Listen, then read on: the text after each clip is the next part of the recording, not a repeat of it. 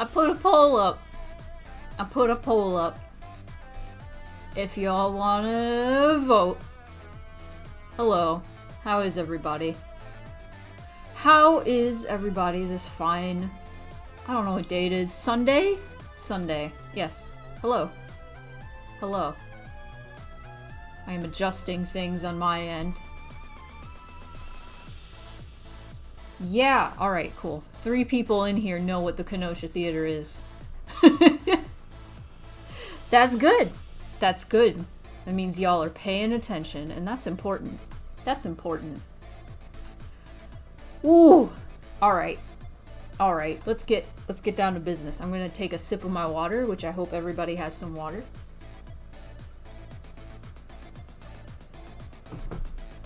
And I'm gonna go over here.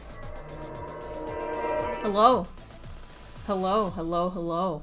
Let's go through some quick stuff before I go over what we're gonna be doing today.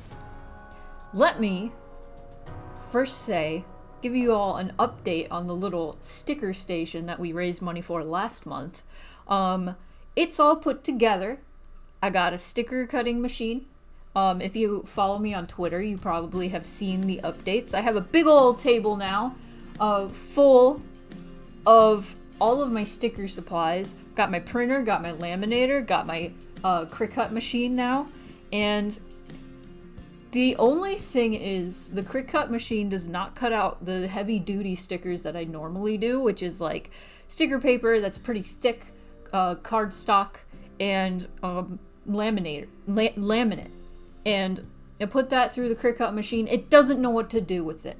It always misaligns it. And I don't know if it's too shiny or whatever. However, when it doesn't have laminate, it works like a dream. So I think I just need different sticker paper that's more heavy duty and I don't need laminate for. And I will make stickers that way and see how that works. So this month, I'm not going to be opening more merch tier slots, but most likely next month. Because that new sticker paper that I'm going to experiment with isn't coming to me until the end of the month. So I'm going to cut out the moon pie stickers that I did this month by hand and give those to everybody on the merch tier currently. And that is the update with that. That is the update with that. In other news, why doesn't that work? I put the little level up Pokemon sound, but it never works. Anyway, new patron. Well, was a patron already. Upgraded patron. Queen Snarf. You are not here today, I do not think. But thank you so much for upgrading the cameo tier. Now you have a little dude. A little fella. Janie also is in the works, and I'm going to do a Janie cameo as a warm-up today. I'm like halfway done. Maybe I'll get finished during stream, but I don't know. I usually work slower during stream because I'm busy talking to everybody. Oh, okay. But since I did a little themed poll for the Kenosha Theater, you know what's coming up? You know what's coming up at the end of the month? You know what's coming up? Theater Farming Thursday. That's right! Look at this! This is the Kenosha Theater. Everybody already voted that they all know what this is, but listen, it's a nearly 100-year-old theater that went out of commission in the 60s, and we are trying to restore it. There have been attempts to restore it since the 80s, and for the first time, this is we're actually getting funding for this through Twitch streams, which is crazy. So we've been playing Stardew Valley and restoring buildings in Stardew Valley, which is part of the goal of Stardew Valley, and simultaneously we've been restoring a real actual place.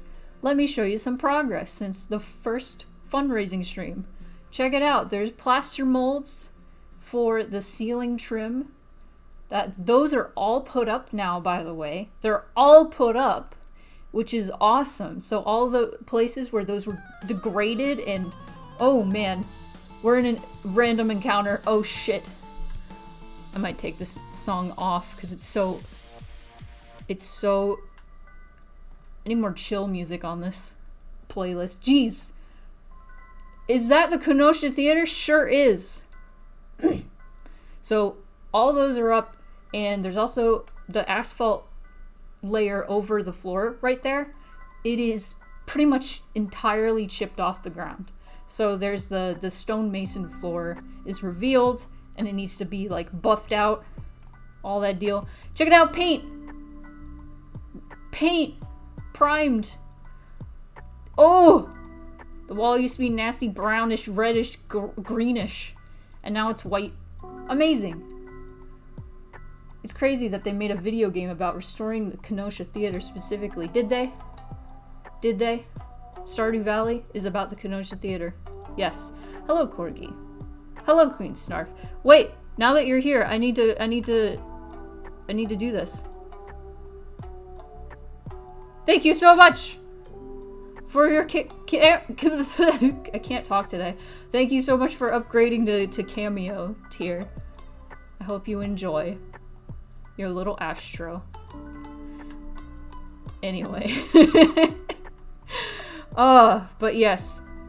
All donations during Theater Farm Thursday on the 28th of this month will be going toward the theater, and we are going to be playing all through summer in year 2 of Stardew Valley, and likely going to restore the theater in the game. Which, yes, there is a theater to restore in the game. So, yes, that's exciting. Look forward to that. I'm going to be doing that with Minmo, Kira, and Cal, like we did yesterday with Mario Party, except we won't be trying to kill each other. We will actually be working together. You hope you have some money by then. Do not worry about it. Just showing up or telling people about it or wanting to be there even though you can't, that is enough for me. Just tell your friends, tell everybody about the Kenosha Theater. If you think this is a cool place, tell people about it and be like, hey, there's this cool vaudeville theater. It was the second theater ever with sound. Can you believe it? Tell them about it. Hype it up. I swear to God, hype it up. Hype it up. You are my friends. That's fine. Tell more friends. Yes, Nightbot gets it. Anyway, what we're gonna be doing today, before I switch over, is we're gonna switch things up. I swear to God, how many remixes of the Pokemon battle thing are there on here? Hold on, I'm gonna remove. I just added a whole lot of Pokemon remixes. I didn't realize like all of them were fucking crazy. Hold on. Get out of here. That's so much Pokemon. I put so much Pokemon on here. I want more chill Pokemon music. Okay. Okay. Get out of here. No more. Okay, yeah. Remove. Okay. No, get out of here.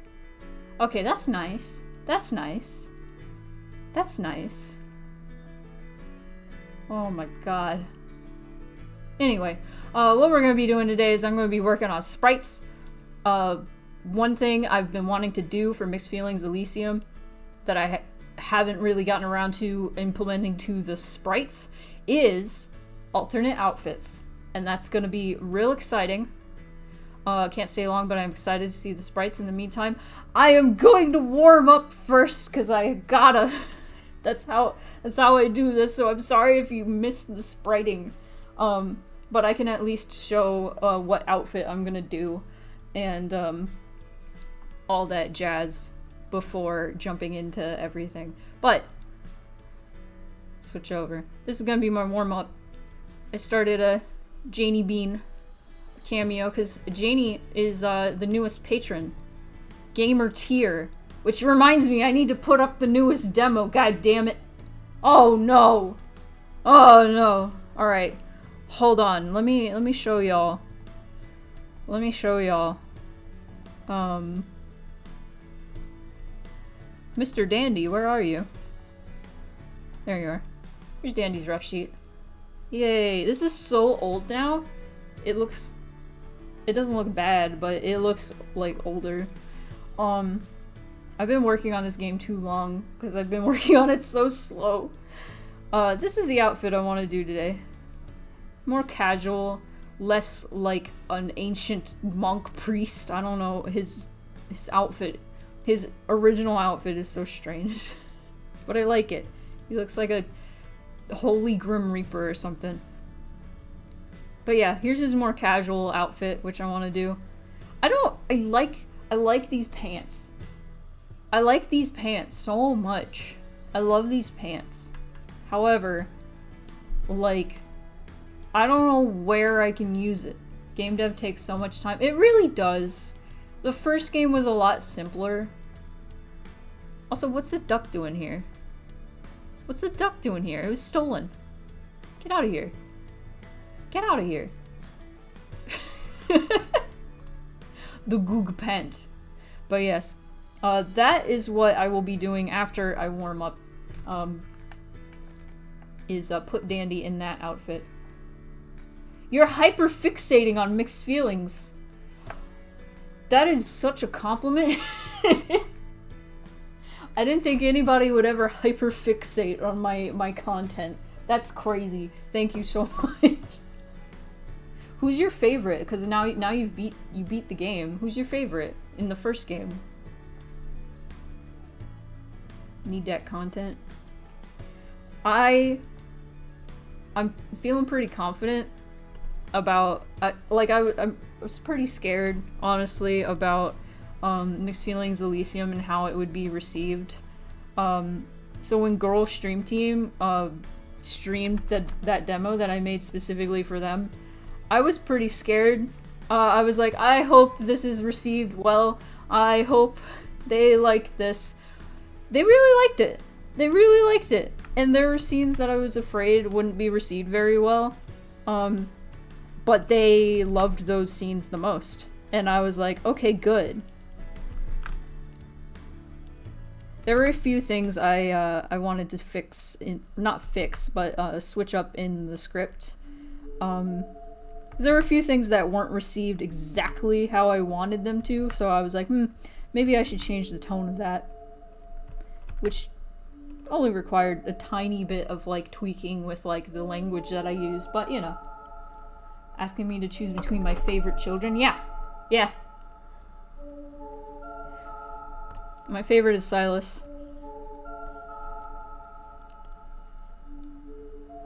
I feel like having a stream playlist with all the same vibe throughout is impossible for me. I have, like, sad, quiet music like this, and then I have case music, like peppy case music, and then I have Ape Escape, and then I have Earthworm Jim, and I have Space Channel 5 on here somewhere. Say Perry because they remind me of one of my very close and important friends, but then thinking further, I love Silas because they remind me of who I used to be. And then with Galaxy Brain, I'd say Kihira because their development is so incredible and satisfying. I am happy to hear that. I'm always, like, okay. I'm not gonna spoil anything for my own goddamn game, of course. But there have been a lot of people who really don't like Kihira. And that is okay. I'm totally fine with that because Kihira was written so, like, with it in mind that people are going to, like, consider her completely irredeemable. And I understand that. But, like, I was expecting way more people to just completely, like, be like, nope, fuck Kihira, I hate Kihira. I was expecting, like, 99% and maybe a rare person be like, oh no, Kihira is my favorite, I love Kihira. I have so many people have been like, I really like what you did with Kihira, and I'm like, thank you. I don't consider her, like, super redeemable, to be quite honest. However, I don't consider her a bad character, if that makes sense.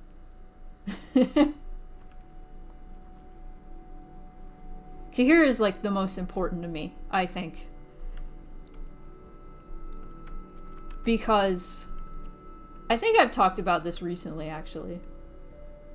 She's definitely hard to like at first, but, like, you gotta understand why she behaves that way. Like, it's so ironic that she's the one who's most obsessed with Nirvana and the tower, even though she seems to be the most immature and hard to redeem. Yeah!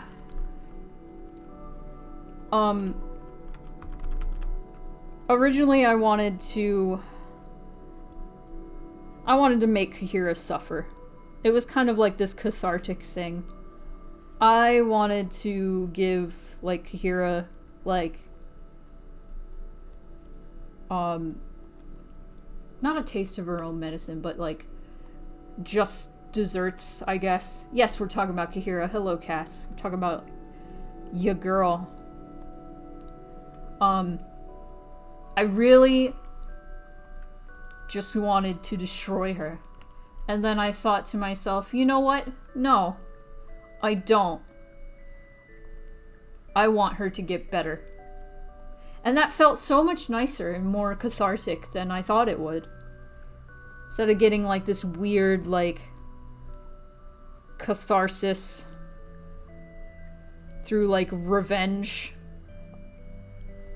projecting onto this, like, fictional character that I made.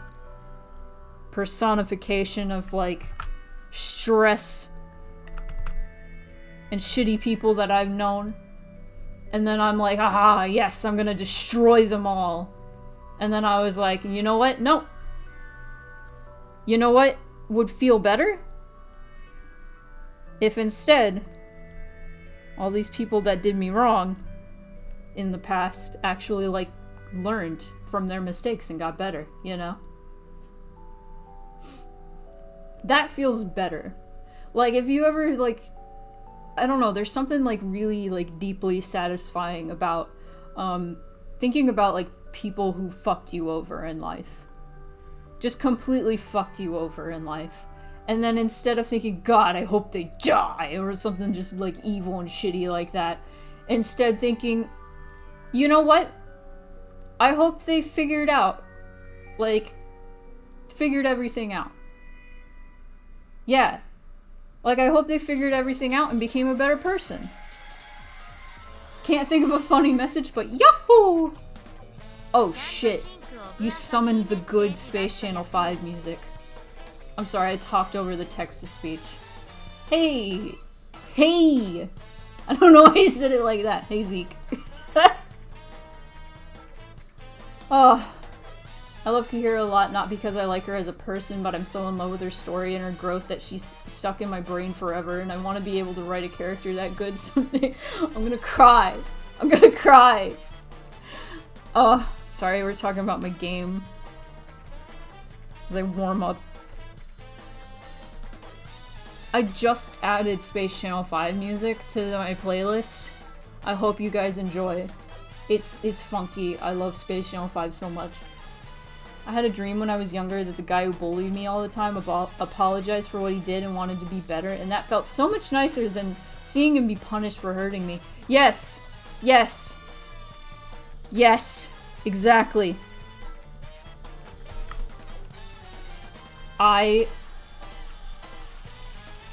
Man.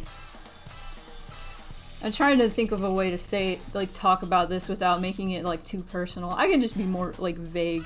But I actually, like, had a moment recently where I found out, I guess my mom ran into an old friend of mine that we had a huge falling out, and, found out, like, my mom told me about this, found out that they are, like, happier.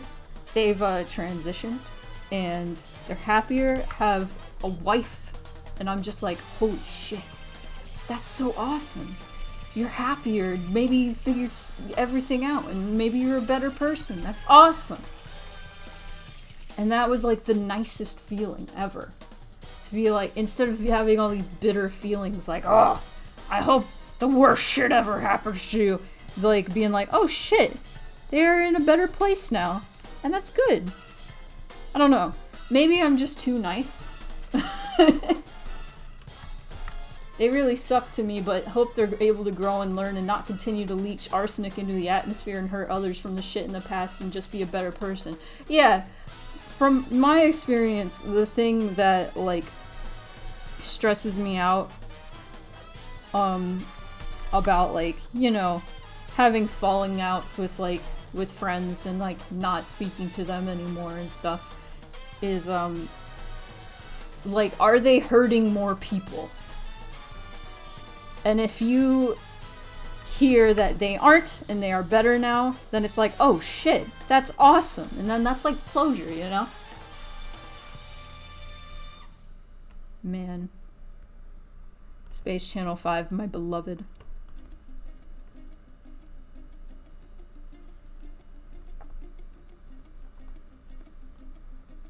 My beloved. Yeah! Glad the cycle stopped with me. Yeah! Exactly, you get it. It's the whole, like, cycle of abuse.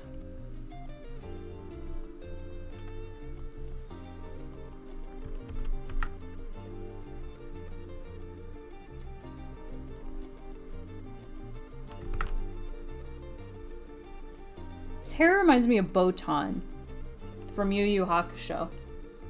This is so cute. I'm glad. I'm glad.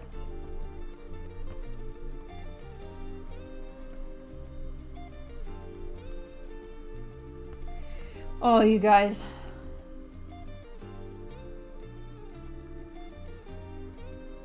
Oh.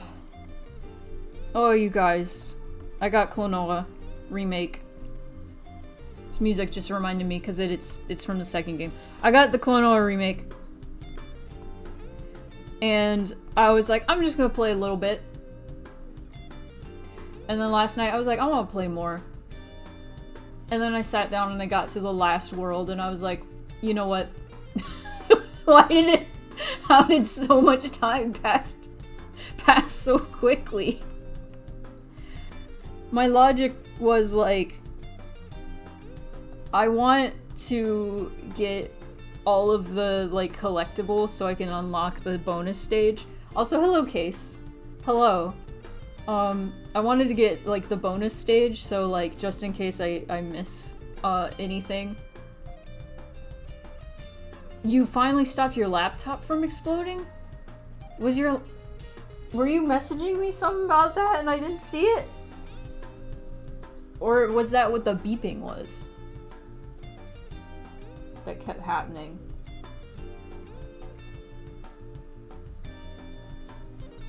Oh. It would overheat and freeze up. I see. So yeah, I sat down for like 2 hours and got to the end of Klonoa. That game is really short, especially if you're like good at it, which I'm pretty good at it. But it's on your wishlist, Zeke? Nice. Have you ever played it? Because it's like literally my favorite platforming game ever.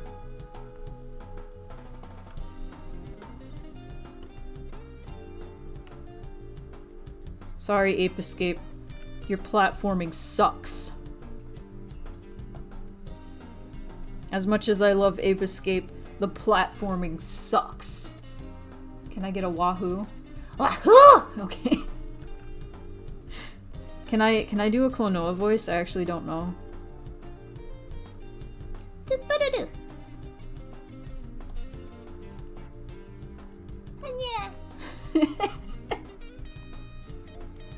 I'm sad the wahoo isn't like the first game's wahoo. They changed it to the second game's wahoo in the first game, and I'm like, no! No! Because in the first game, his wahoo was more like, wahoo! It was like cute. Oh, wahoo? Yeah.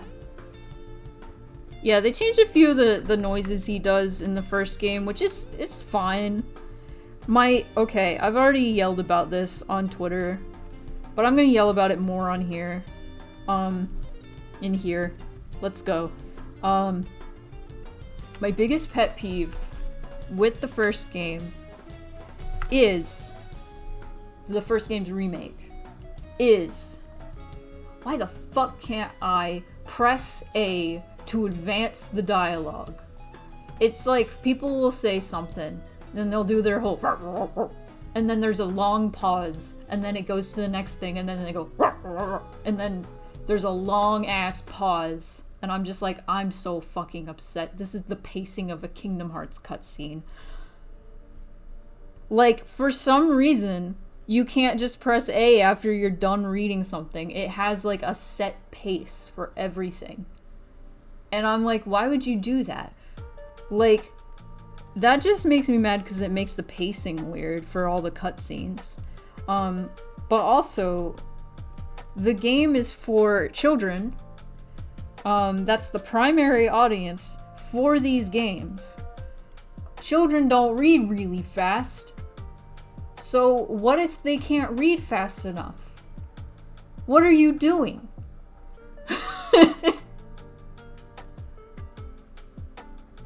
Some people don't need to be forgiven, but like holding on to the negativity will destroy you more than that. Yeah. They do give you a fast forward button, but that still screws up the pacing. Yeah. Yeah. No, when I was playing last night, I just skipped all the cutscenes just so the cutscenes could still be like fresh. Cause that's most of what I care about for like the stream is like judging the cutscenes. Which I'm gonna be doing a lot of. I'm sorry. I'm gonna have my gripes. It's very beautiful. Like, both the games look gorgeous. The colors, the backgrounds, it's phenomenal. I love it. And the gameplay is exactly the same. The second game, though, for some reason, you can press a button to advance the dialogue. You can press a button. Like, it pauses, and then you can... It's like, oh, you have to press a button to advance. I'm fully willing to forgive someone if they are willing to change their behavior. You know? If somebody shows me, like, a genuine, like, change of behavior, yeah. Also, like, I had to learn. We have, like, two conversations going on at once. One is Klonoa and one is deep, like, forgiveness shit. But one thing I had to learn is how to forgive people.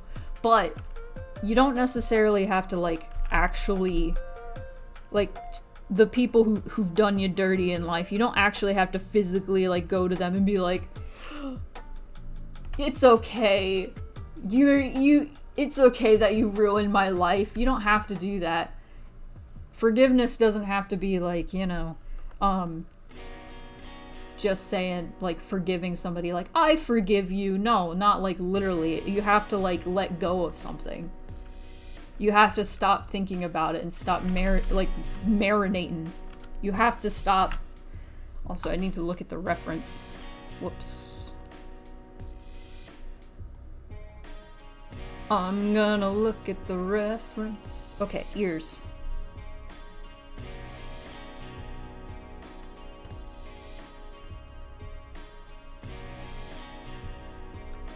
That's all I needed. I didn't remember what the ears looked like. Forgiveness doesn't mean reconciliation, yeah.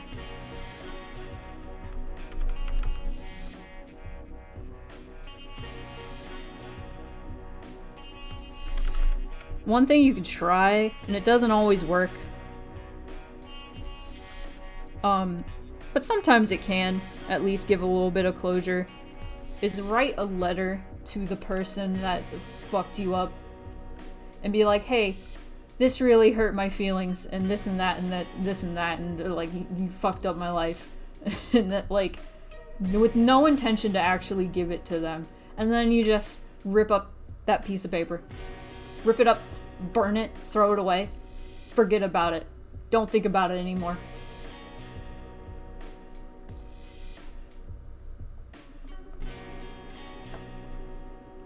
Don't even send the letter, just write it out. Oh no, you write out until it's all out of your system. You just gotta write everything out. And then you get rid of it. Forget about it. Stop thinking about it.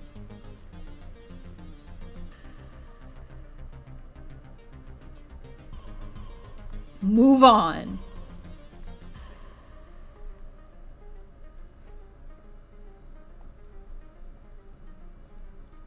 Is this going? This is going. Alright, I have 5 more minutes warming up. That's why journaling is so important.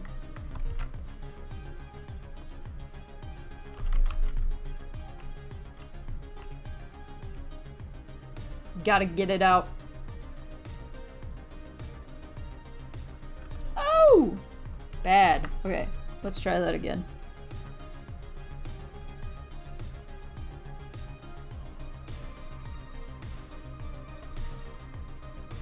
Oh. Oh, guys, I got the Reaper title in Destiny 2. Yippee! I don't know if anybody in here plays Destiny 2 or even knows what that means. But basically, there are a bunch of challenges this season that you had to do to have Reaper under your name, and I was like, well, now I gotta. Yeah, Case is here. So if Case heard, they're probably like, yippee! Yay! You used to play Destiny 2? Well, I got the title for this season because it was Reaper and I had to. Oh, I have a new thing. I'm gonna try having like a hashtag for just Spoony Cat. Spoony Cat. If you have like fan art of anything. Yes. Don't think I can return though. I lost my character. No! No. Also, like, Destiny, depending on how long it's been since you played, it changes so often. Like, they change so many things so often. I know people that were, like, into it, like, so long ago, and they try to get back in, and they're like, what the fuck happened? It's a completely different game.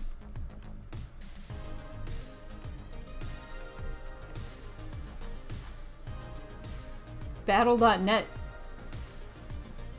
That sounds like it was a long time ago. Why can't you get into Destiny, Elliot? Why can't you? Why can't you? Be our friend in Destiny. Everything's a limited time. But the seasons last like 3 months. Oh, you lost everything. Oh.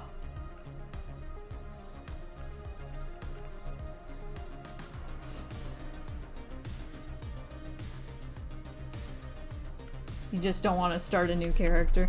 That's fair. It takes so long to like build up a character, but I know they start you at a higher light level now. Oh.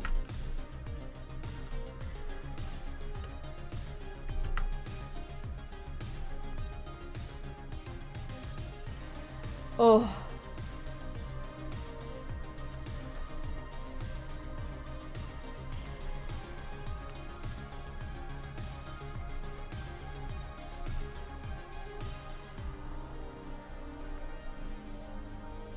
Smirky. There we go. Did start a new character a while back and played for a weekend and stopped. It was just too burned out to start over. Yeah. Yeah, Destiny is weird because it's like there's so many factors to it.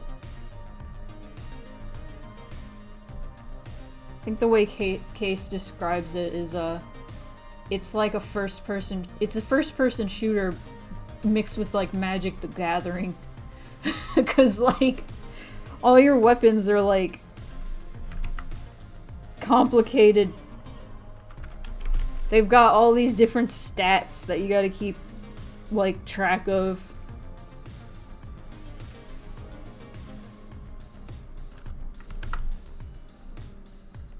Oh. Oh, that eye bad. I mean, it's good, it's just not... Oh! Oh! Enjoy your gift subs, Girlo and Sable. And so long, Queen Snarf. Must say my goodbyes. Yes. Have a good day, Queen Snarf. Thank you for the gift subs. To Zara! Oh, you're a lore hound. I see. I mean, you were there when I was saying that I just don't pay attention to any of the lore in Destiny 2. I just get the vibes, and I'm like, yeah, that's good. The vibes are good. Because, like, when serious things are happening, I'm just doing the party anthem shuffle.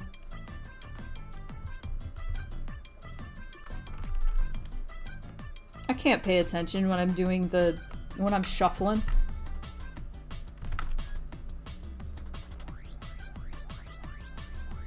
I think I finished the line art.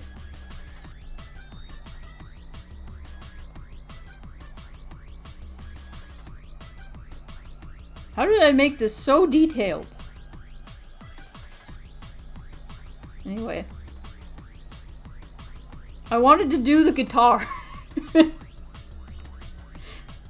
I should be able to finish this, maybe tomorrow if I'm drawing tomorrow. I gotta do, like, groceries and stuff, but...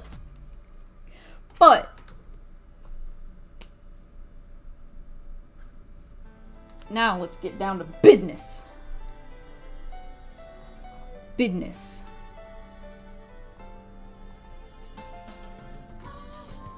Oh, hell yeah. Sprites for mixed feelings. Elysium. No need to rush. I'm not rushing. I'm just fucking fast.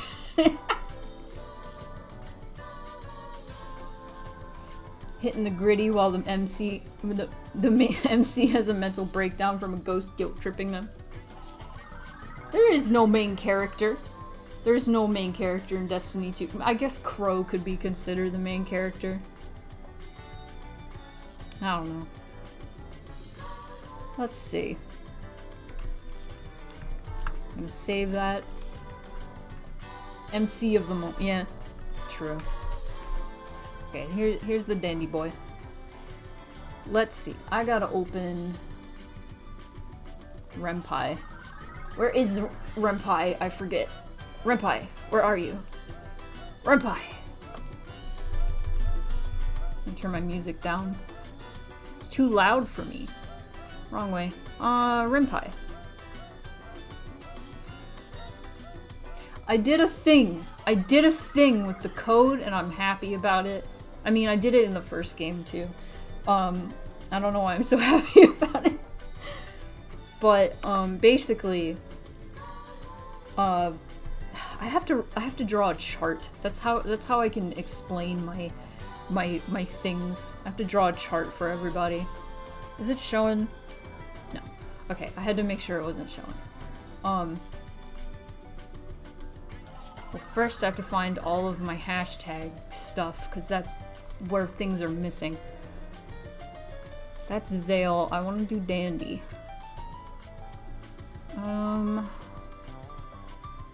Alternate outfit for Dandy. He's singing. He's singing because he's at karaoke. Okay, so I have that open. That's good. That's open. Why are there two? Why did two open? Close that one. Okay.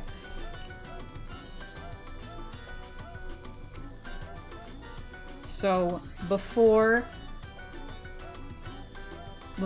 I go too crazy, I want to do. Why? I want to do a chart for you all. Let me do a chart for you all.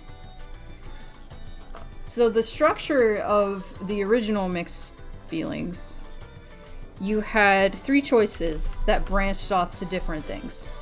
You had the one that sided with Kahira, the one that sided with Silas, and the one that sided with Perry, right? And then, depending on what you choose next, that branches off again,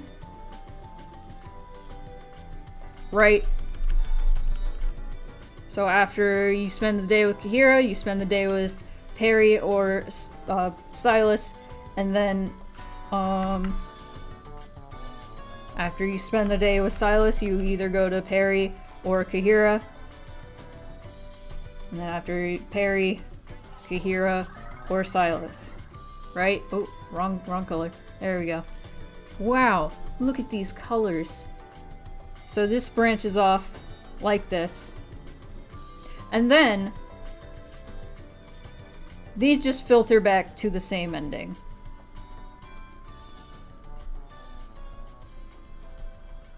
Well, Kahira's is different.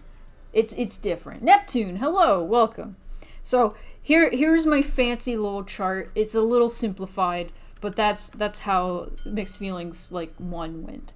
And this one is a lot more complicated. I don't want to spoil like how to play the game, obviously, but I'm just gonna show you the idea. Kahira's ending has an asterisk. Yeah. So there's Zale, and then we got Ezra.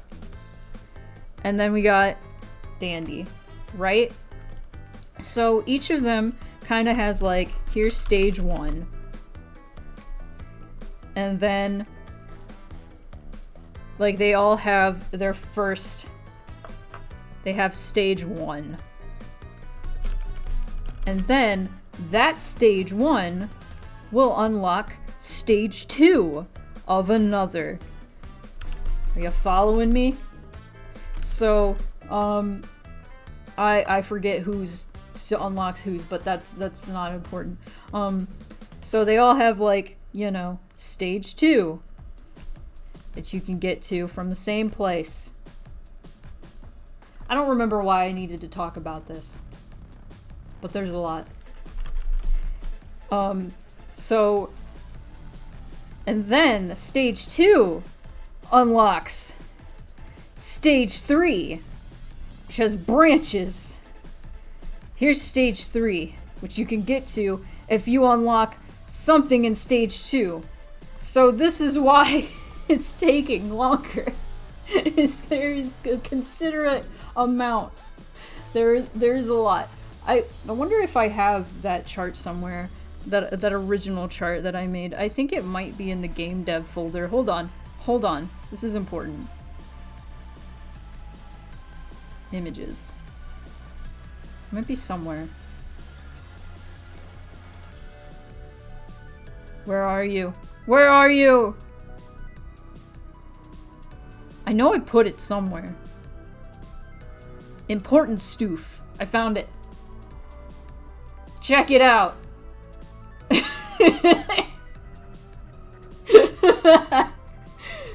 This is the most evil thing I've ever done to myself.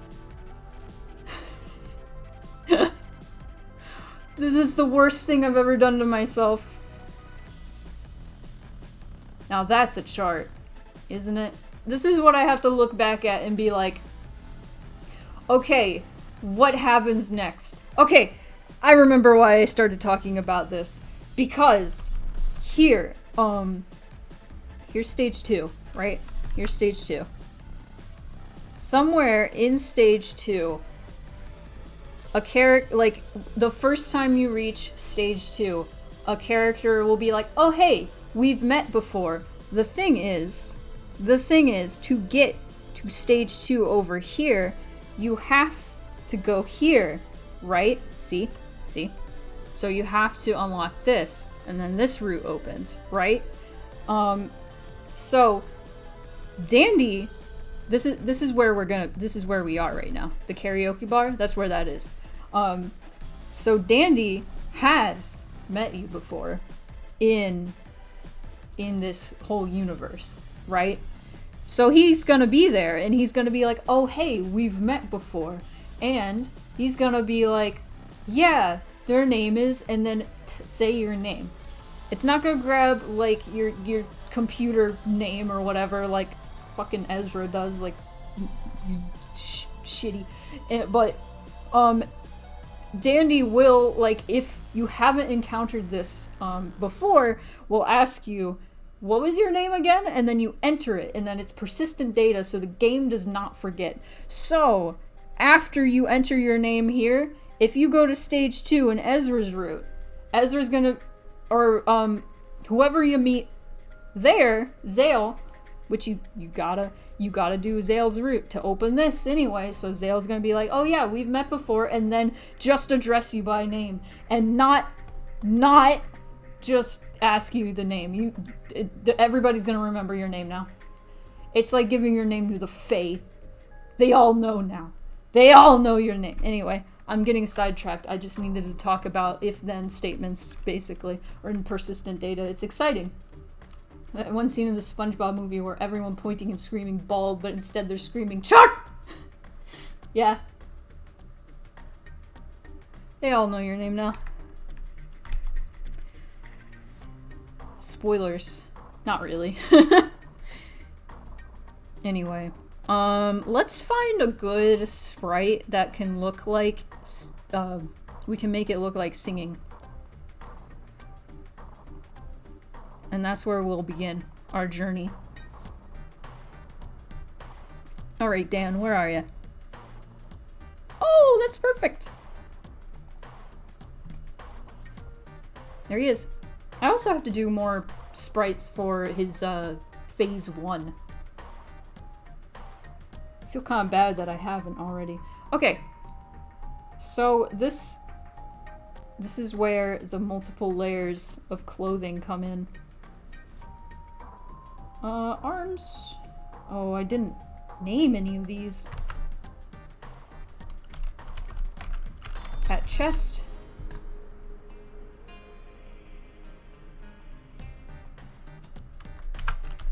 Clasped. Yep. Nice. Why? Alright.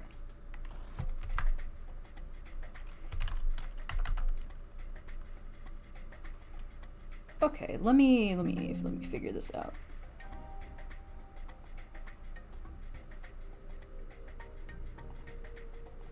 There we go. Clasped. Sorry, I'm just organizing shit, because that's important.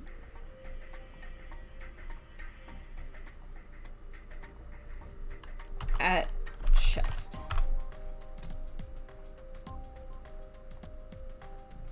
Okay. So the first place we have a little outfit is right there. So, but first, what are you doing, sir?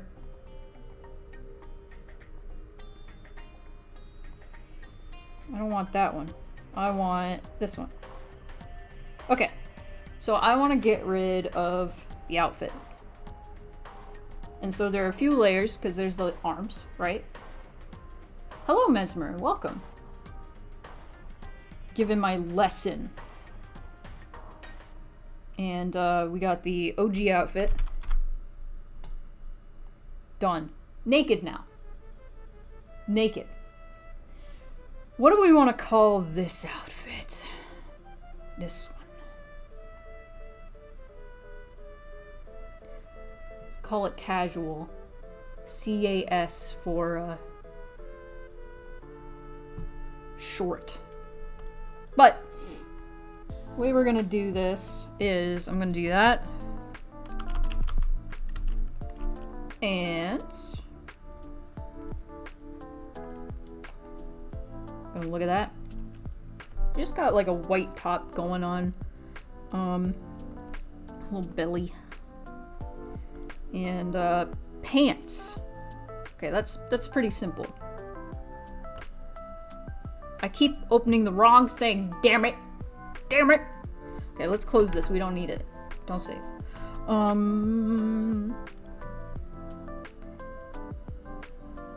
Okay, also let's get rid of the arms.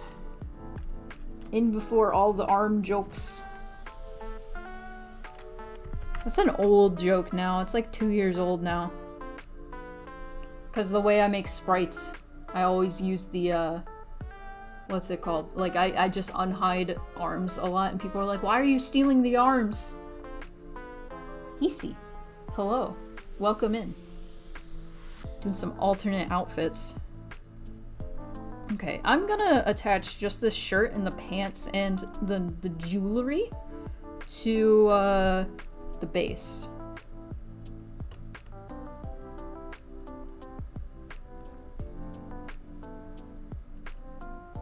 Okay.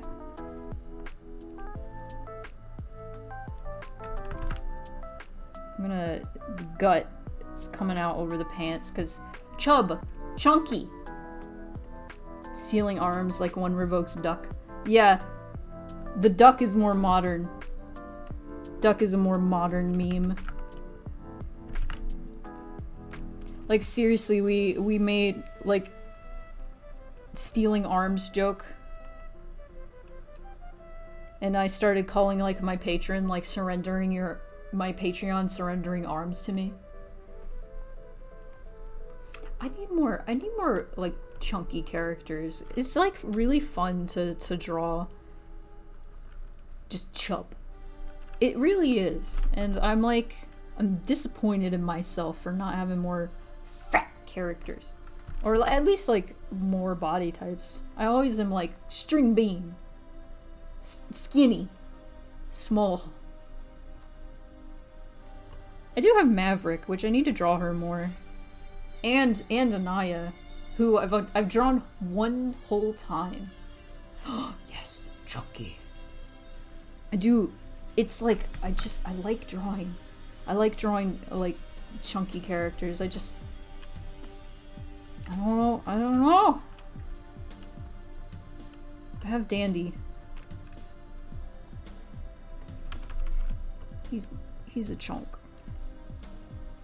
Got a dad bod.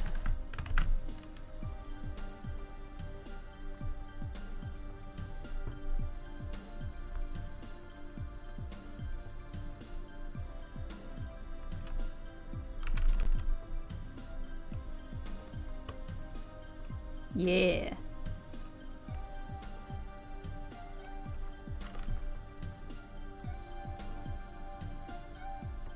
I recently tried to play Earthworm Jim 2, which I've never played before.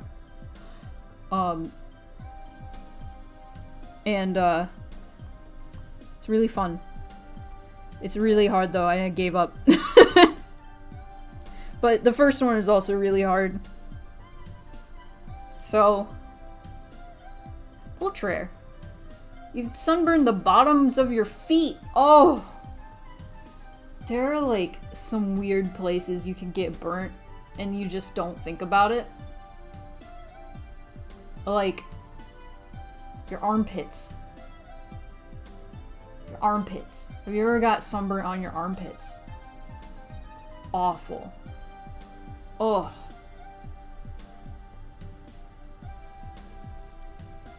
Okay, so he's got a long... Like, let's put 3 things of jewelry.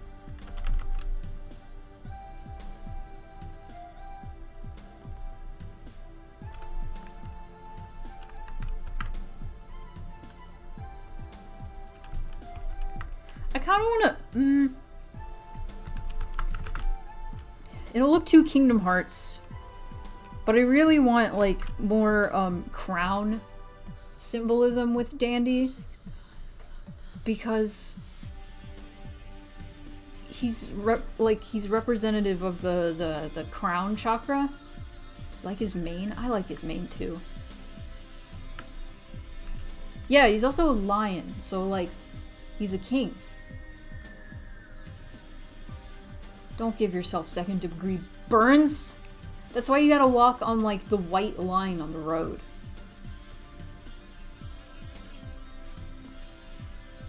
Everybody's just gonna be like, haha, Kingdom Hearts. Haha, Kingdom Hearts. So I think I'm not gonna do it.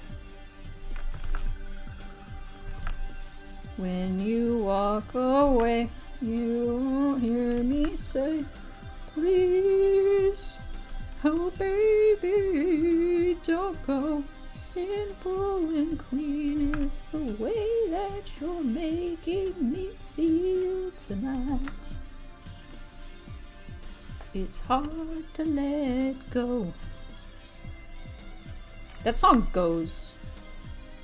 Like, I don't like Kingdom Hearts, but god damn it, that song.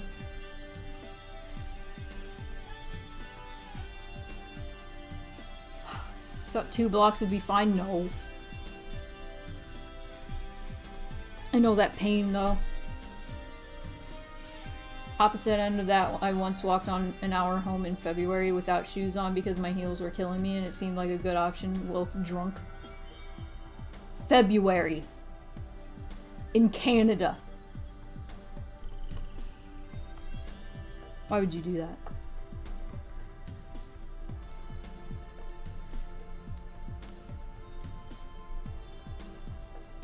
Okay. Wahoo! Oh my god, he looks so fresh! Wow, he looks so fresh right now. Oh my god.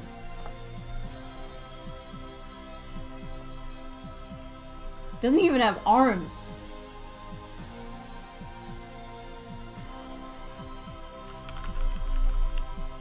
You didn't get frostbite? That's good. That would have been unfortunate. I vaguely remember having a similar thing happen. Where, it like snowed somewhere I lived. And it was like not super common to snow that much, so we were like, let's go explore! And I think it was actually like my brother this happened to and not me. Got his like shoes stuck in the snow and like had to just pull his feet out of the shoes and then get the shoes out of the snow. And then he didn't want to put the shoes back on because they were so like full of snow and water. And I'm like, well, what? So he was just like, I'll just go home barefoot. I'm like, there's snow everywhere. What are you doing?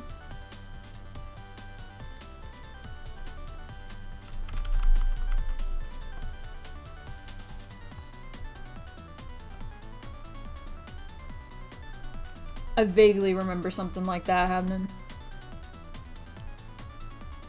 Got that gold.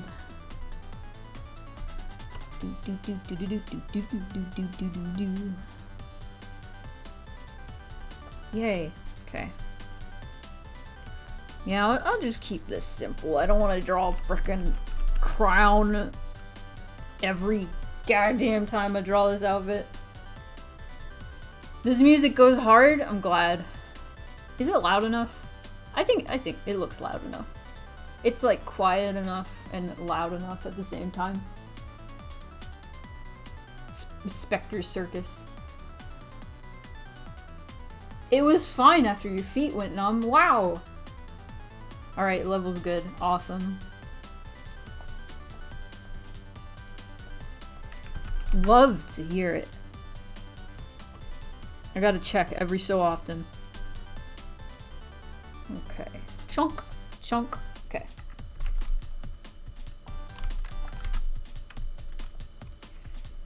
Okay. The man. The myth. The legend. The perils of letting 19-year-olds legally drink. What's the drinking age in Canada? Is it 18?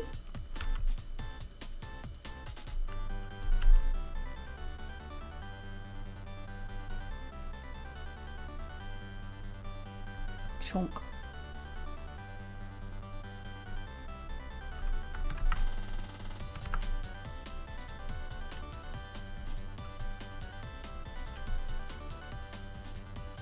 You know what? I'm just thinking about it. Out of all the characters in this game, people seem to be most thirsty for Dandy.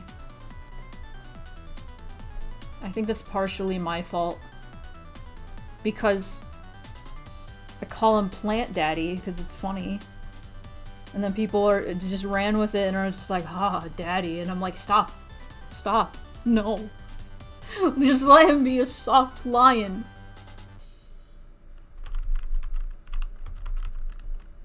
I mean, y'all can be thirsty for Dandy, it's fine. And mixed feelings, like the first one. The one that people thirst for the most is Silas, and I don't understand.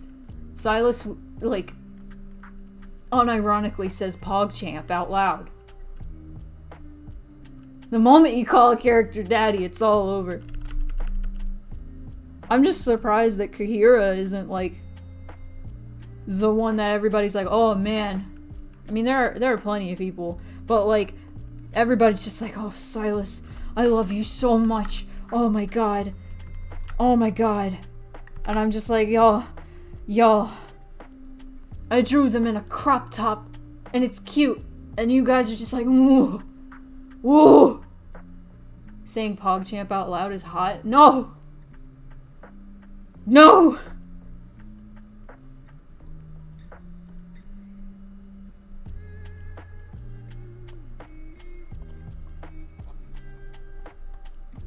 No. I actually had a dream that I was being spooned by Dandy. He was huge. He was massive. And he was so warm. And I think about it a lot. I'm like, damn. Damnedy. Comfort moment? Yeah. Okay.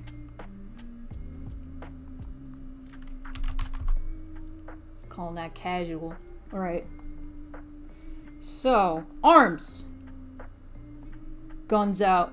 Oh my god. Alright. Let's figure this out.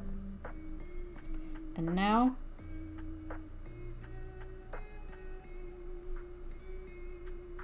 I could very easily put just a mic in the other hand that's covered. Right? I definitely... Okay, yeah.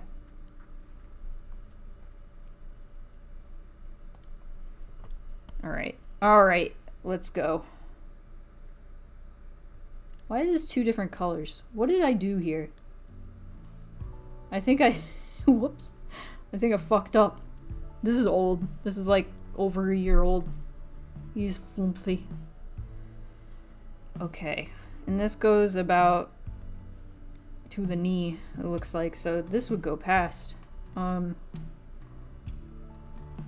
it goes to the shoulder, and it's a little... Not shoulder, elbow. I know my things. And... Okay, let's just do it like this.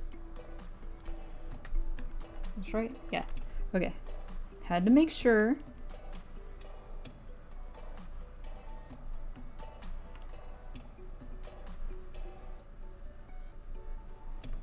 King shit.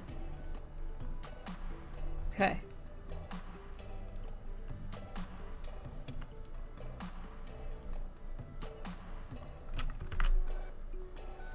Get it, Dandy. What song would Dandy sing at karaoke? This is just totally like... I'm just making conversation. I don't know what what song would he sing? Okay, I need to cover that up, so I'm gonna...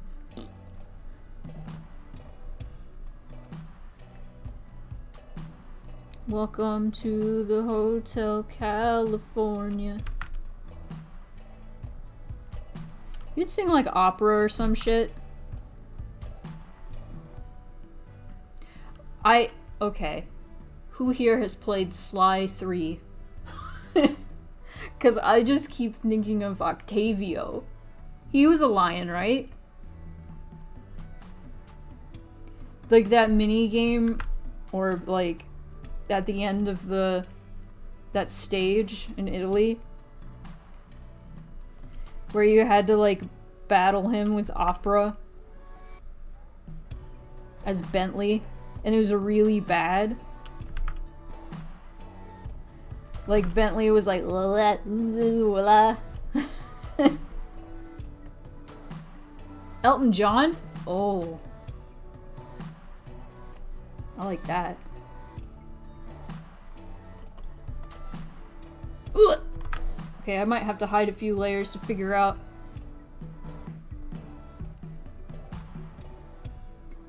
Hide the wings. Hide the wings. Okay. Actually, give me that. Yeah. Oh,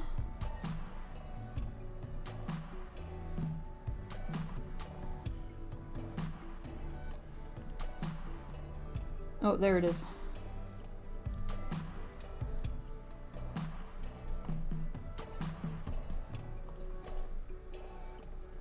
Perfect.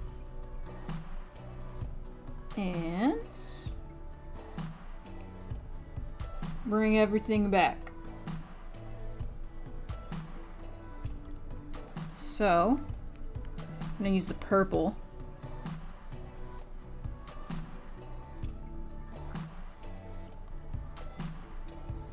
Don't stop believing. Okay, does that work? Are we working?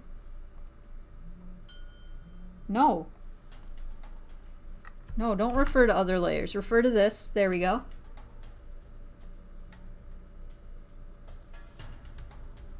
Imagining the dude that sings in Hyrule Castle Square in Twilight Princess. I wish I understood that reference, but I have not played enough Zelda. I'm sorry.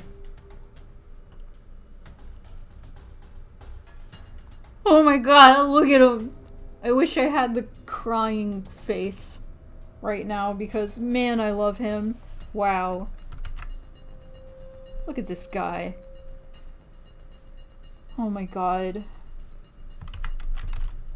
I don't know who I like the most. This is a problem. No! Ah! God, I love him.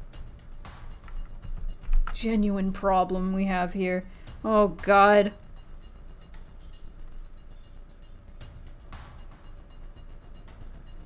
Oh!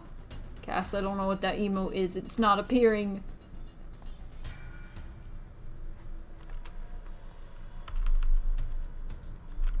Oh! Oh! I don't know. I don't know. I love them all. Why are they all so good? I have a crush on Ezra.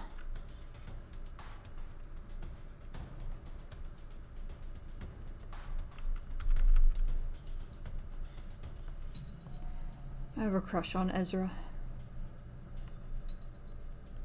She's so mean to me. I love her.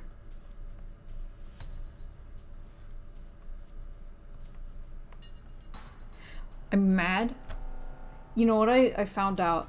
Originally, okay, so one of Ezra's like original names before I decided on Ezra for some reason was Ezri. And I was like, I want to go with Ezra instead. That sounds cooler. So I went with Ezra. I found out Ezri is the more feminine version of Ezra. And I was like, what? I feel like it should be the other way around. I thought it was the other way around. But now, it's too late now. It's her name. She's fun. Ezra sounds like, it already sounds so feminine to me, so. And to her, she's just like, whatever. That's my name. Ezra is one of those characters that was just a demon that, like, inhabited my brain. I don't write her. She writes herself.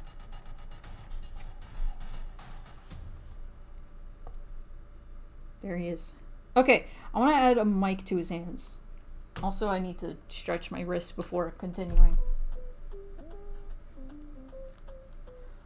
Ugh! Stretching! Ow. Depends on cultural language roots. Yeah, names are, like, weird. You don't, like, I don't know. names have like several different like origins and stuff. I'm gonna drink some water too.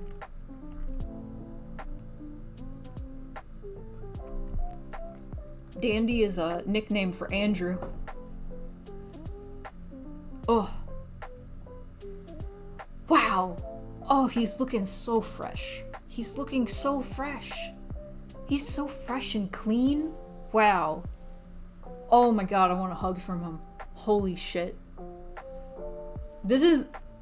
To those of you who've never been to my game dev streams, this is how it is every time I draw sprites. Every time I draw sprites, I'm just like, look. Look at them. Holy shit. I just wanna give him a big ol' hug. Yeah. I really just wanted to make a character who would give good hugs. Dandy is a nickname for Andrew. Yep. Dandy. So fun fact, the original idea for Dandy's character, he was gonna be, a really cold, shitty asshole.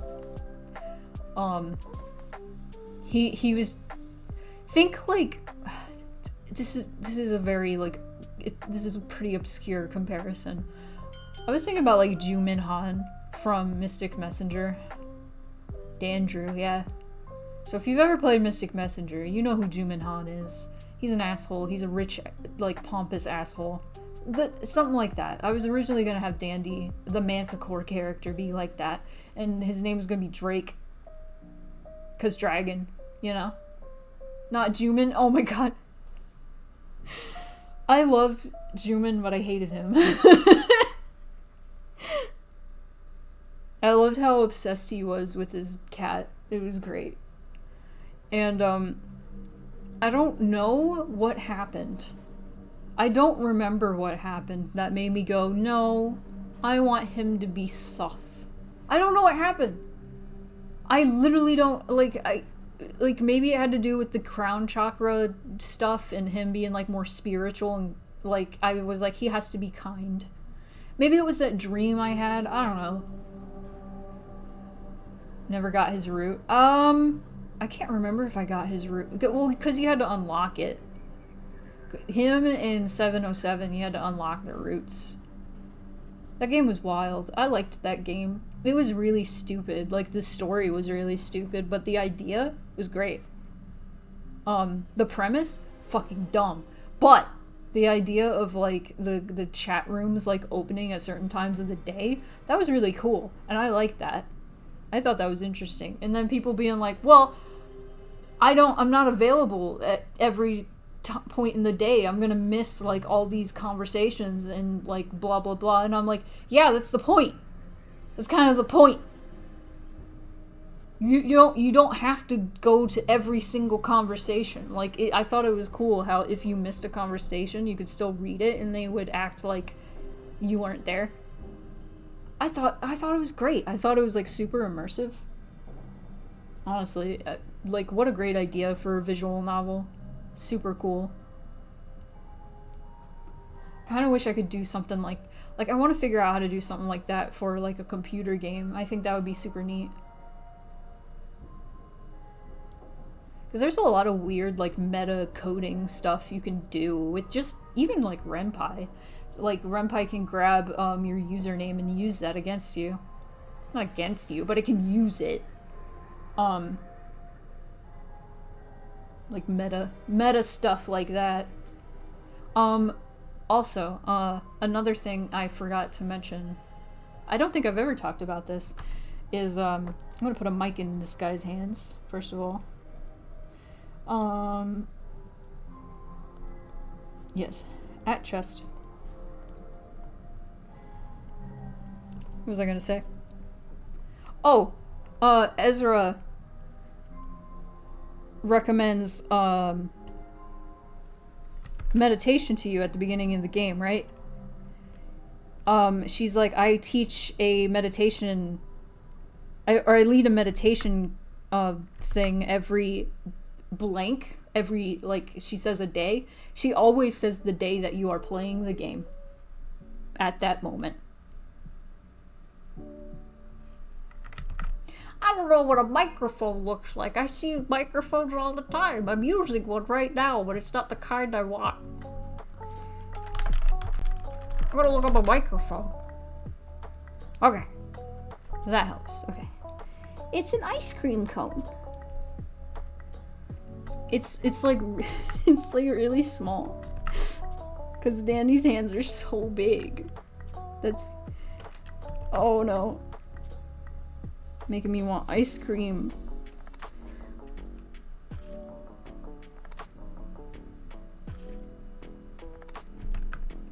Oh. Do do do do do do do do do do. Okay. Let me do silver. Hey. Oh no, I don't want that. There we go.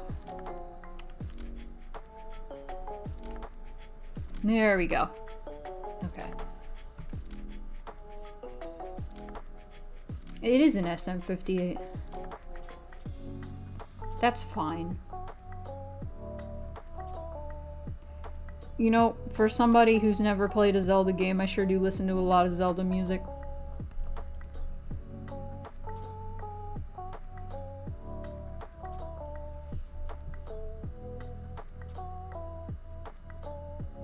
Ezra definitely does use it against you. Ah, yes. Felix Boltwood, thank you for the follow. Welcome in.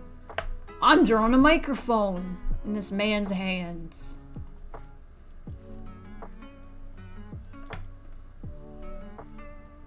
Ever consider streaming Zelda? Yes, actually. I want to do a series of streams where I play games that everybody has played that I have never played before. And one of those games is Zelda. Another one is Mario. The only Mario I've ever really played, other than like, you know, spin-off Marios, is Super Mario World. I've played that. I haven't beaten it, but I've never actually like played Mario 64. And there's a whole lot of games, Nintendo games, that I've just never played. Zelda, Metroid, Donkey Kong. Never touched Donkey Kong Country, ever, I don't think. Sonic, that's another one. That's not Nintendo, but you know what I mean.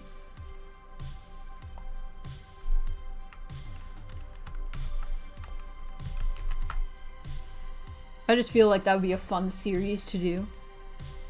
To see, like, someone's reaction who's never played any of these games. It'd also be interesting to see if these games, like, hold up.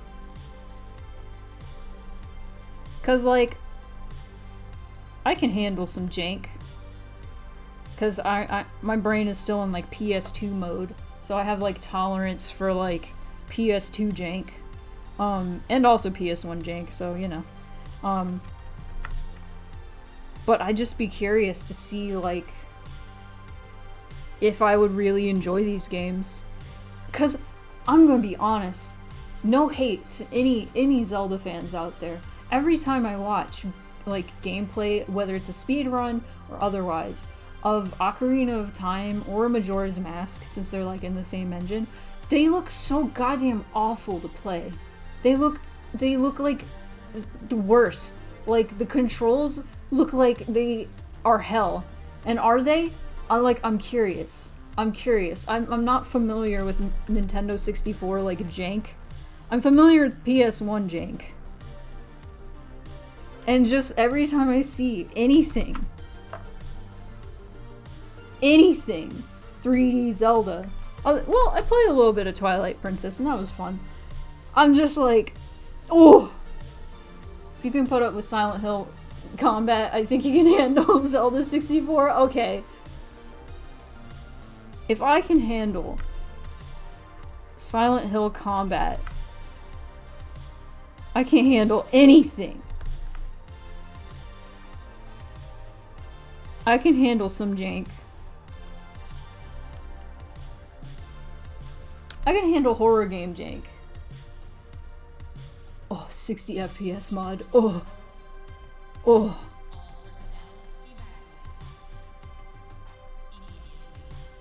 Look at him sing. I don't remember how the controls were for Majora's Mask because I was like 5 and would have been bad at video games regardless. Oh my god. Okay. We have a sprite. Look at him. Okay. What size does this need to be? I already forgot. I can't remember all these numbers. Dan. OGFF. Open. There we go. Look at him. Oh my god. 1150. Okay. So let me yeah, I already saved that. Let's make this 1150 in height. And can save this as Cass, not like Cass in the chat, FF sing.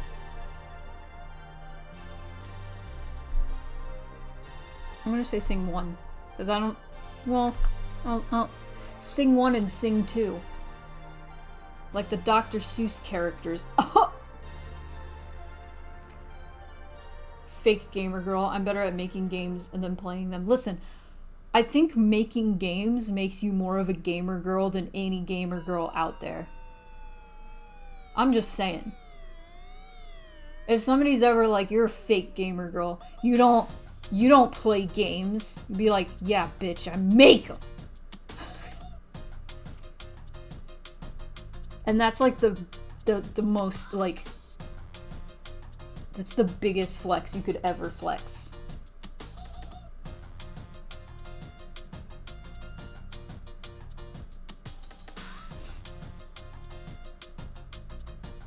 I'm bad at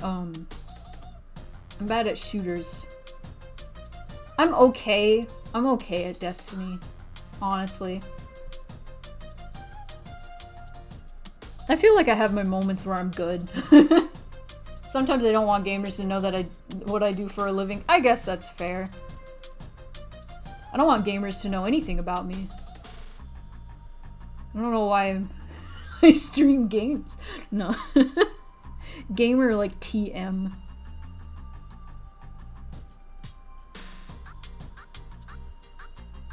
Okay, yeah, let's save this. And I'm gonna put it in. Right here. You can't see it because I don't want to spoil anything for you. Show Dan Casual FF Sing with Dissolve. I'm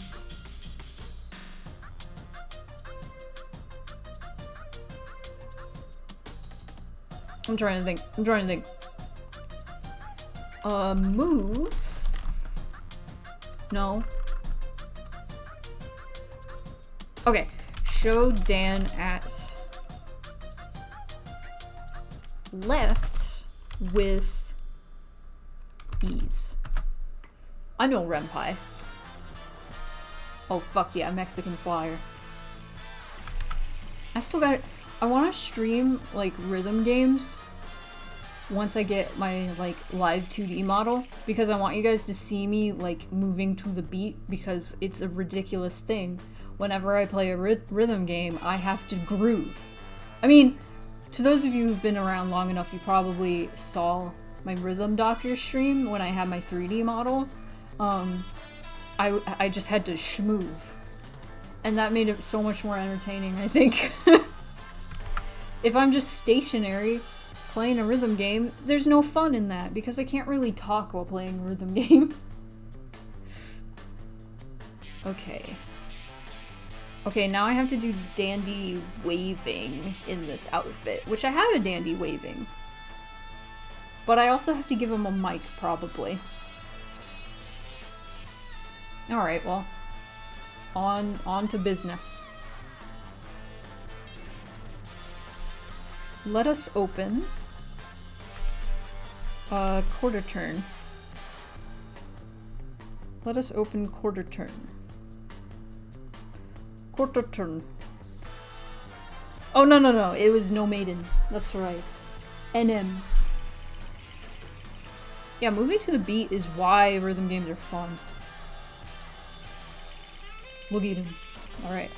So now let's get on to... That is OG. Yes. Wave. There we go. What's this? That's a sketch, and I don't need that anymore. Why is that here? OG. Oh, that's another arm. Oh, okay. Get rid of that. I'm gonna call this on hip. And organization, it's important. Especially when you're making a game, god damn it. I remember the first rhythm game I got into was Bust a Groove. And when I was very small, my mom would make fun of me for moving to the rhythm because she thought it was funny. And I'm like, no, that's part of it. And she's like, man, you're really dancing. And I'm like, yeah. And it wasn't like I was dancing. I was just like bobbing my head to the rhythm. My mom doesn't also understand what rhythm is. She would play DDR, and I told her every time there's an arrow that you have to press, it's on the beat. And she's like, what do you mean? And I'm like, you hear the song? That's the beat. And she was like, I don't hear that in the song though. And I'm like, yeah, but it's in the song. It's like turning the GameCube controllers while playing a racing game. Yeah, Mario syndrome. Anyway, I do have to make the arms different. I have to make this arm going up. But I can do that in a second.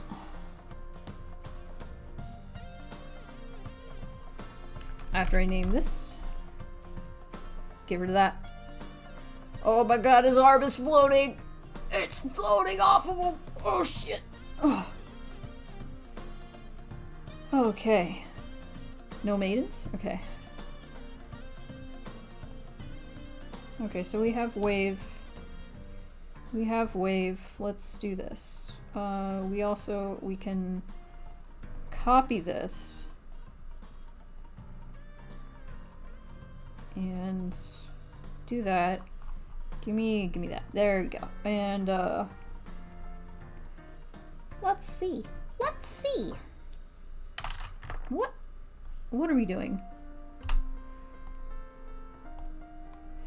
Get rid of that. And what if I just went for it? What if I just did no line art, or no sketch, none sketch, none at all.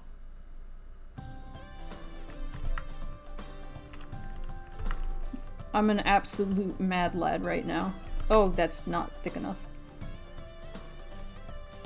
There's one thing that's important about Dandy. He's got to be thick enough.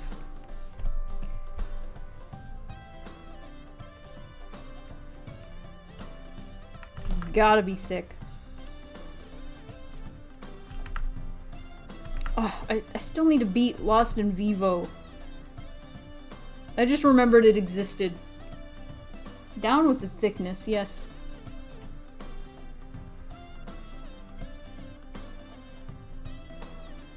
I gotta look at a hand holding a microphone.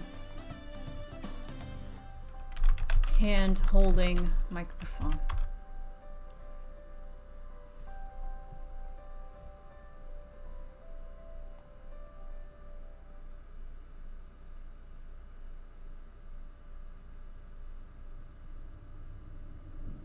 That works. I'll just flip the image. Beep. I'm being an absolute mad lad. No sketch.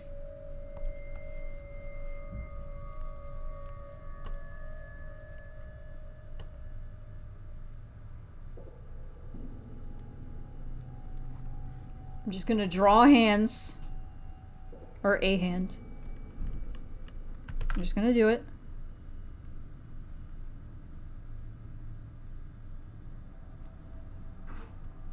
Oh.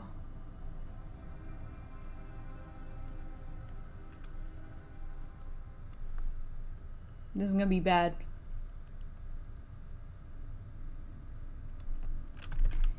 These fingers are not thick enough.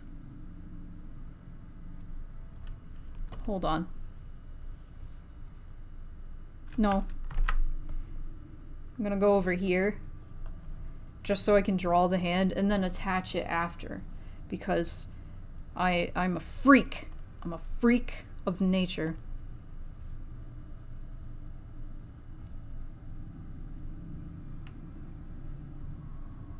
Wow. Wow. Wow. Wow. Wow. His hand is too big for this. It's too big. Okay, actually...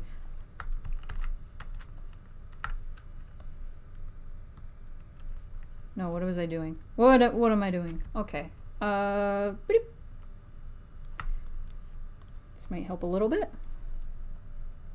No. No, no, no, no, no. No. No, no. Okay.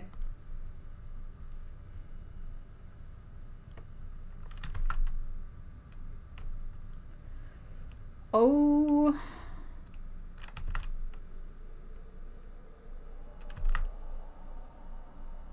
Oh god. Oh god.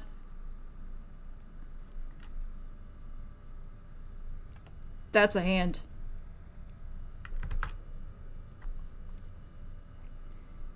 Does it make sense? Yes.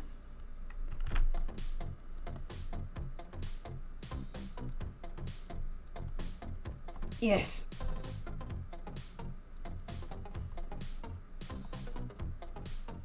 Oh, that's a big hand. Okay. Okay, that's in proportion with him, though. You know what would be cool if there was a mic in the hand? Hang on.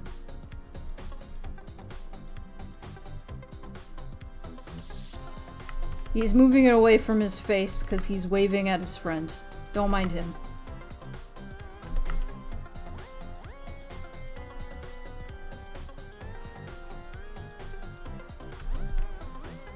This is important.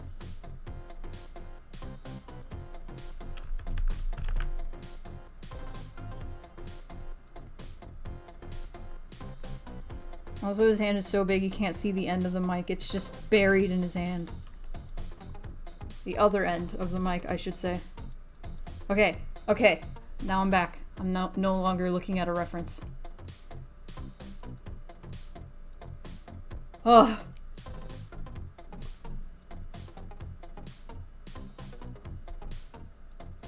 Listen. Sometimes I just don't want to sketch something and I just want to go immediately into drawing, and then I do that. And it turns out okay. Sometimes it's what you gotta do.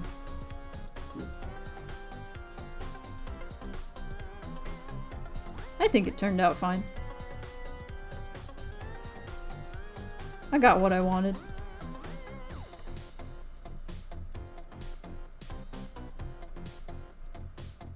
Yay. Okay.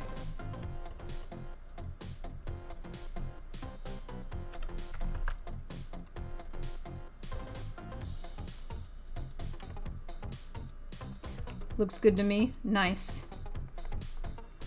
I am so glad.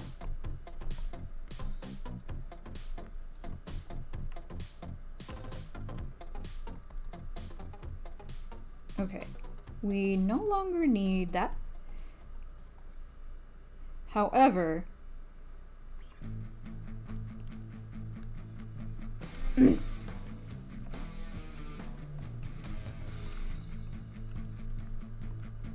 I'm not gonna finish that thought.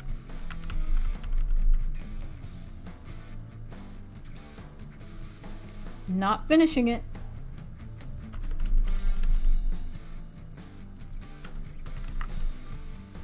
Oof. I am getting pains. I am feeling fine though. If it gets worse though, I will take care of myself.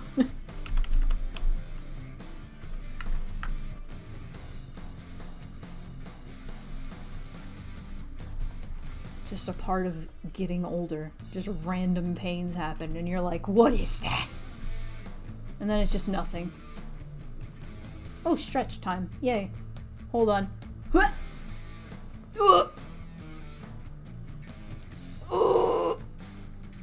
Okay. Thank you so much. Okay, I'm going to get rid of that so I can see. Abomination. There we go. No! Well, I also have to stretch my wrist. Hang on. Oh.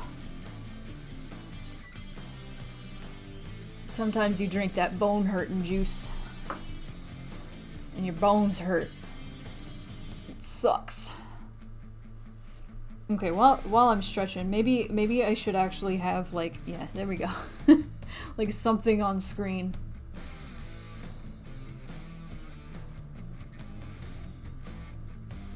Don't know if my pain is caused by EDS, long COVID, or just being in my 30s. Yeah, you never know.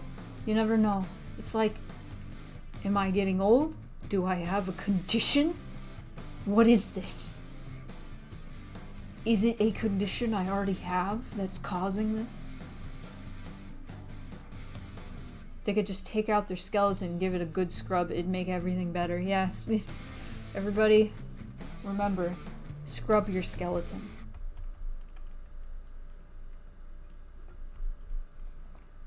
Give your skeleton a good scrubbing. Ooh. Oh my god, if I could just, like, I feel like somebody said, oh yeah, it was freaking, like, Duke's, like, Spore stream. Like, you know how in Spore, you can just grab, like, a thing by the spine and, like, wiggle it around? That's what I want to do. I want to just grab my spine and go brrr. Somebody said something along those lines, like just grab something by the spine and just crackle it. Oh my god, that'd be awesome. Especially since my spine is like curved. He's crooked. It's the most traitorous organ in my body. Is your spine an organ? I want someone to do my spine like a Beyblade cord. That sounds like a fatality in Mortal Kombat. Scorpion just grabs your spine and goes, get over here! And then it's just, let it rip. You put in the Discord music channel. I will check that out after stream. It's an architectural nightmare. Yeah, I have crooked spine, which makes no sense because I'm really short. And usually only tall people get crooked spine. I have incredibly crooked spine. Stupid. Stupid. Why? I'm like 5 feet tall. Why would you do that to me? That's probably why I'm 5 feet tall, is because my spine stunted my growth. I will be like, no, I'm supposed to be like 6'5". What is up with this? No. Non-fatality spine whip cracking. Oh. Yeah, whoever came up with spines should have put a little bit more thought into it. Yeah.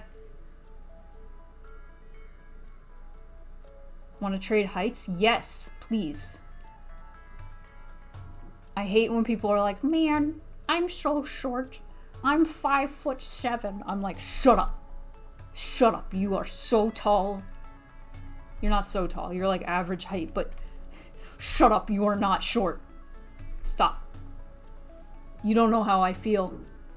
Just remembered learning about how to identify human spines versus human adjacent spines in my university biology anthropology classes, and they really have been like that since apes learned to walk upright. Damn. That's crazy. Damn. Okay, now I'm going to get rid of the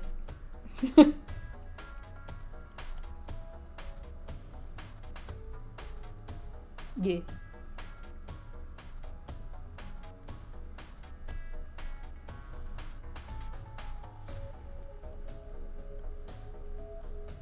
Yeah.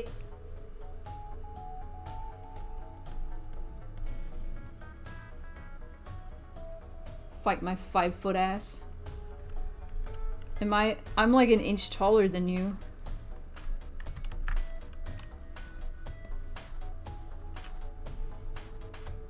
Shut up, you can reach a reasonable number of cabinets without going to unreasonable lengths. You don't have to jump up on the counter to reach the top shelf. Fellow short people in the chat, have you ever had the experience of trying to reach for something in like a public space, like in a store, like whether you're working or not? Have you ever had the experience of trying to reach for something like up high, and then you have people just stop and like look at you and start laughing? Have you ever had that experience? Is this a universal short experience?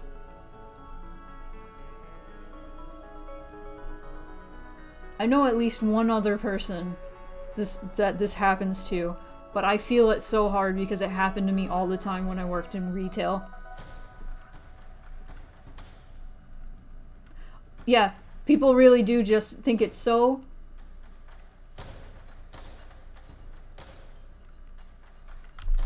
Is this about Casey? I was trying not to be specific. Can we not?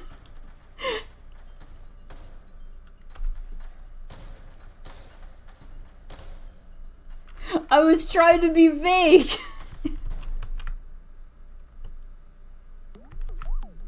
Protect privacy of my friends.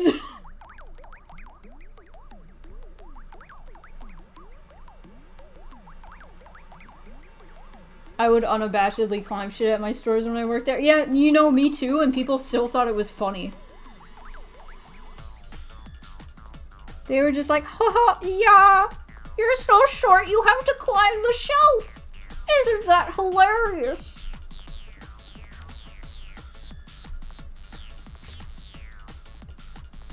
Isn't that so cute? You are so short. For real though? You made Casey's short struggle public. No, I'm just giving you a hard time just because I thought it was funny because I was being non-specific and you're like, oh, you mean this specific person? And I'm like, Elliot. It's not a big deal, but it's just funny.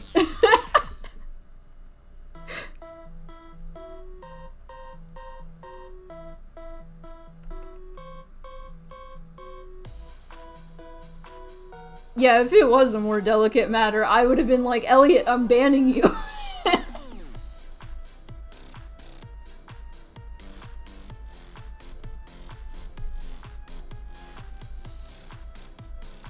Get out of here.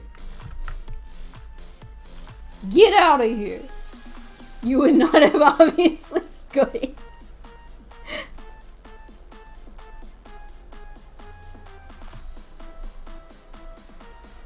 Lord.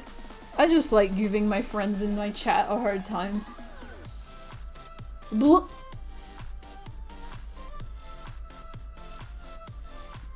Alright, I already need this. Oh no, my glove is already fucking up. I haven't even had this tablet that long. The skeleton is falling off of my glove. What a shame. Oh, excuse me, Jesus.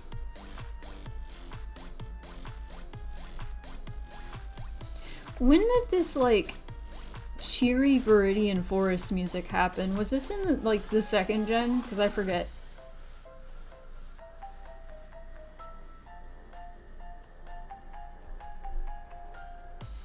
It's all fun and games until my manager finds me tucked into the top shelf of the beer section in the back as a coworker passes me cases during inventory. God.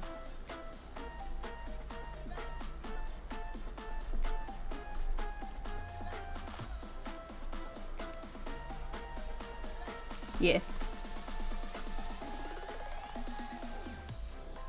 Oh.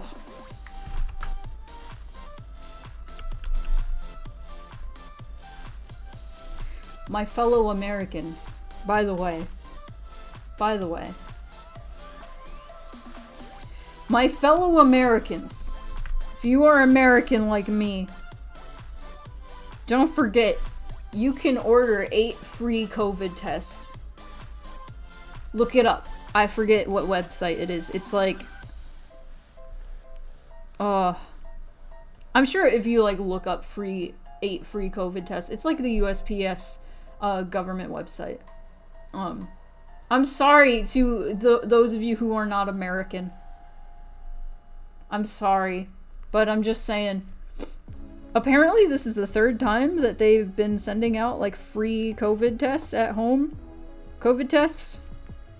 And I never got informed that, like, when they were doing that, so this is my first time ordering free COVID tests, so, you know.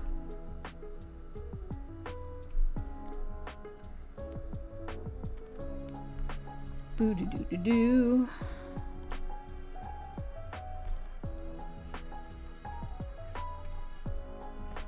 Do-do-do-do-do-do-do.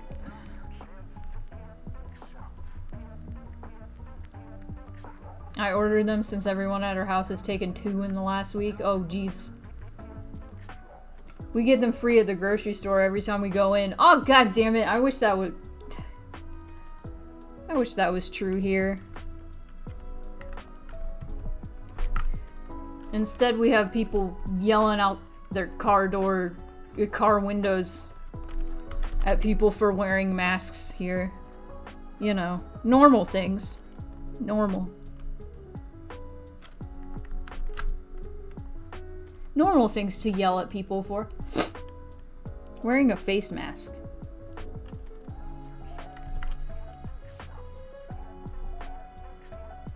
That happens here too? Well, that's... God damn it. What is wrong with people? I don't understand. Imagine getting so offended by a piece of cloth on your face. It's ridiculous. My friend made a good point that the reason they get so angry is that you're implying that they should be wearing one too and caring about other people. That's probably it. That's just them feeling guilty. I think it's more so just like toddler mentality. More so just the adults told me to do something and I don't want to do it. And if I see anybody else doing it, then they're a poopy head. And that's what it feels like to me. With my face mask on, I get misgendered way less. I feel that! I feel that. I got sirred so many times. Ooh, it was so nice. When I was still working in retail, at least. I got sirred and then people didn't correct themselves. It was awesome. The coolest thing. Honestly. Oh shit, this song gets copyrighted because stupid fucking people sampled it. I gotta get rid of that. You have a very round face and it betrays me. You know what? I feel that I have a baby face.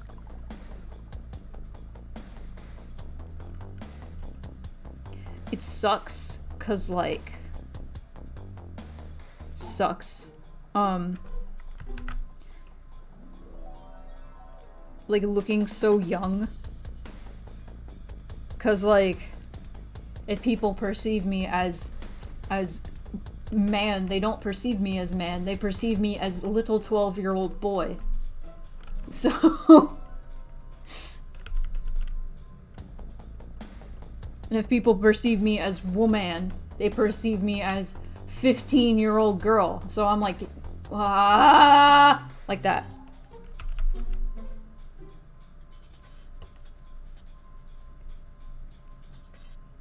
That's how I feel.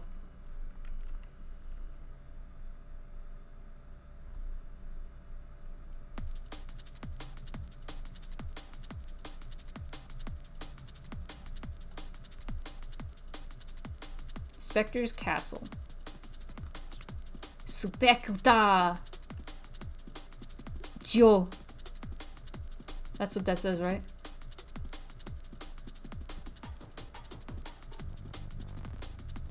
Oh, yeah.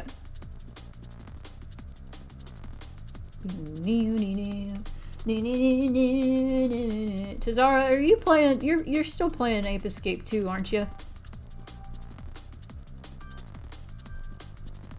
That game's fun. The music sucks, but that game's fun.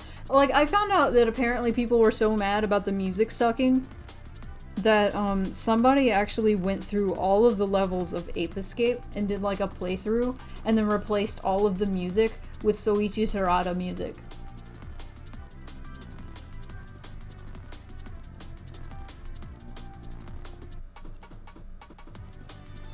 I hated the Freaky Monkey 5 in that game. Like, I've said it before, the theming. Like, already the tone of Ape Escape is silly. It's called Ape Escape. You're catching monkeys through time.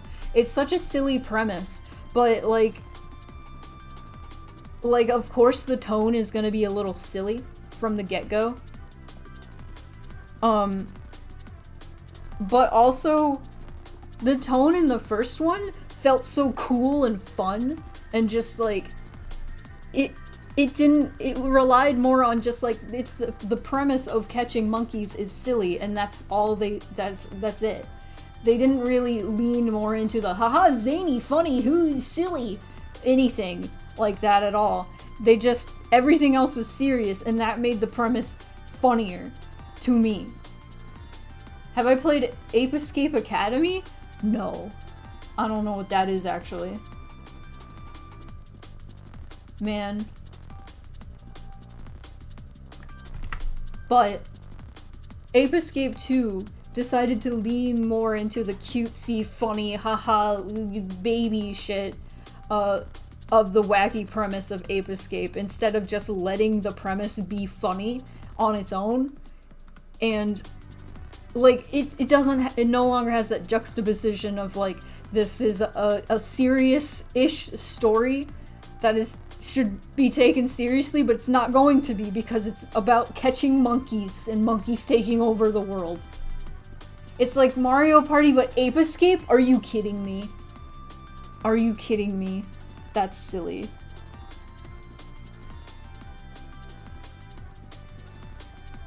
That's silly. Okay. I have an arm.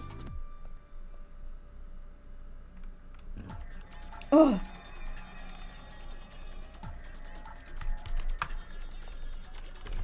Wave with Mike.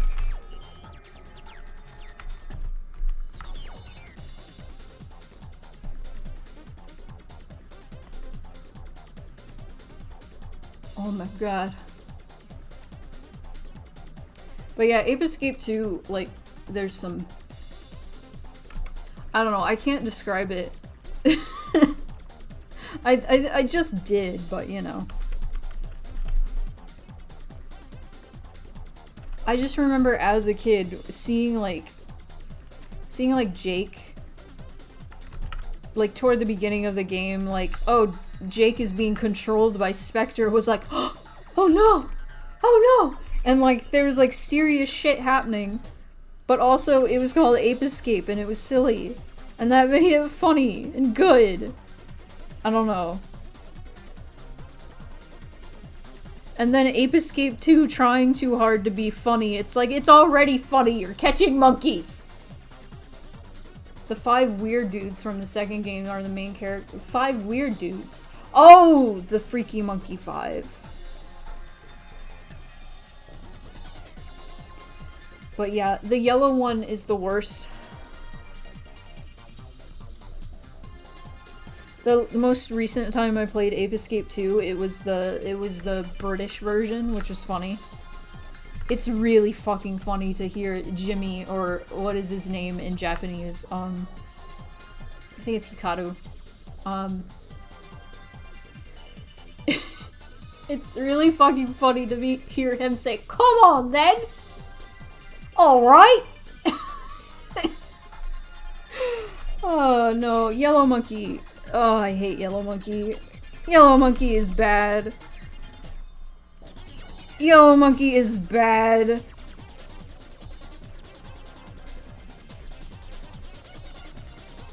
Yellow Monkey looks bad. I won't elaborate.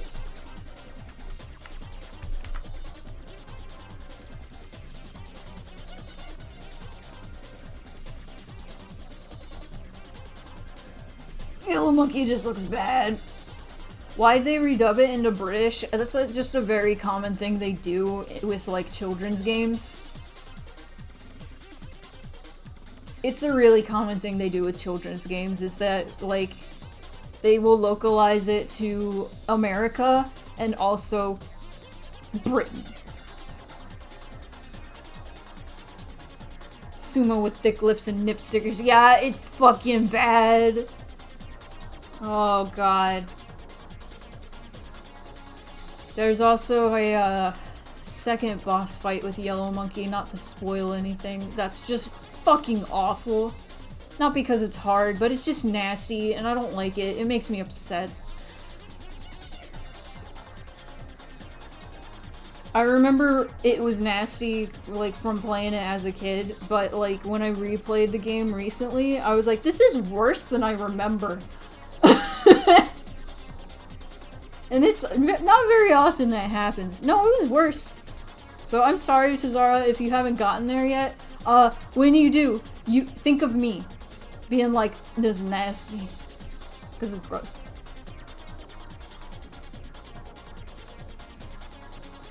Also, this music fucks.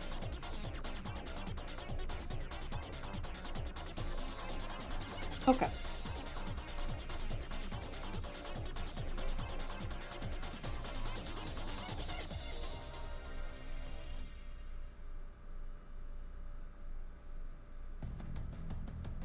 Yay. Okay.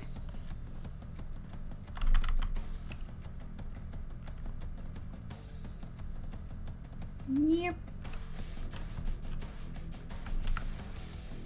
No.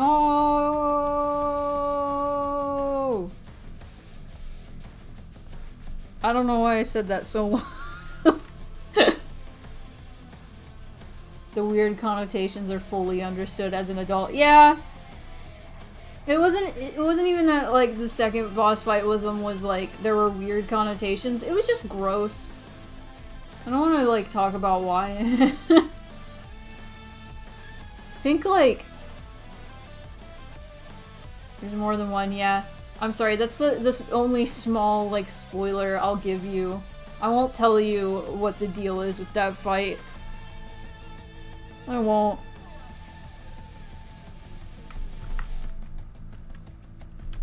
But yeah, no, the first one was pretty uncomfortable for very many reasons.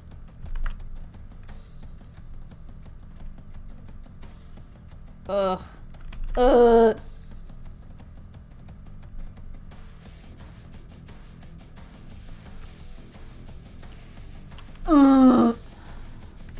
Cancel Ape Escape 2.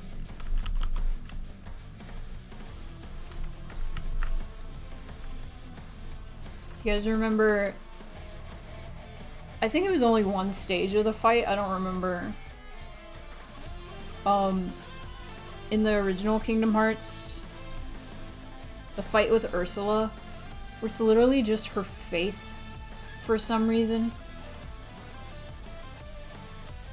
And she would, like, one of her attacks was just, like, her sucking water in, and then she would eat you and spit you out or something.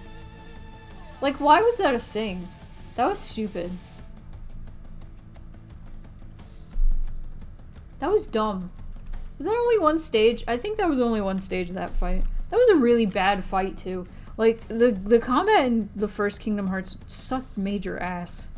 The combat in the second game is kind of fun, but no.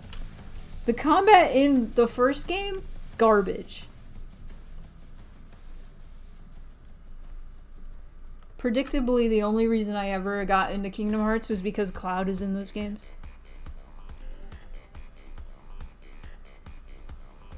Oh no, I made his tummy bigger. That's fine. The Ursula fight was like the Ms. Ruby fight. No, that was in the second game. The second game was the rhythm game. That wasn't even a rhythm game because it wasn't on beat. That pissed me off so bad. But I like how Ms. Ruby is a Link.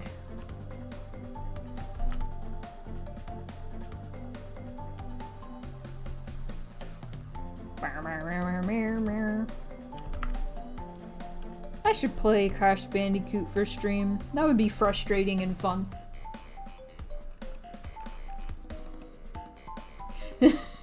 Just like the Ms. Ruby fight on emulator. You know what? The emulator was better than the remaster. You know what? I realized the other day.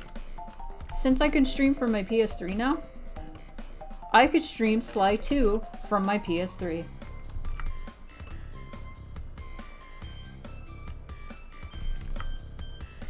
The only thing that they really... Well, I mean, there's a lot of things they messed up in 2 and 3 as well, but it's not nearly as noticeable as the Ms. Ruby fight.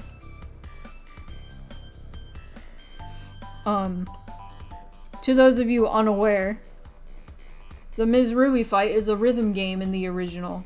In the remaster that they made for PS3, it is like a whole second offbeat. But yeah, I would like to play... I know people have been really wanting me to play Sly 2 at least, and I would love to. Hot 2. But, yeah. I'd have to figure out when to do that. I have too many things that I do. That's my problem. I have too many things that I do. I need to stop doing things. The problem is if I go, okay, I'm gonna stop doing things, stop doing other things, and just focus on one thing. And then I can't focus on that one thing because I'm not doing 8 million things at once. This is the problem with ADHD.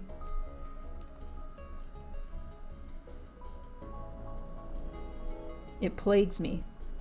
It plagues me. It ruins my life.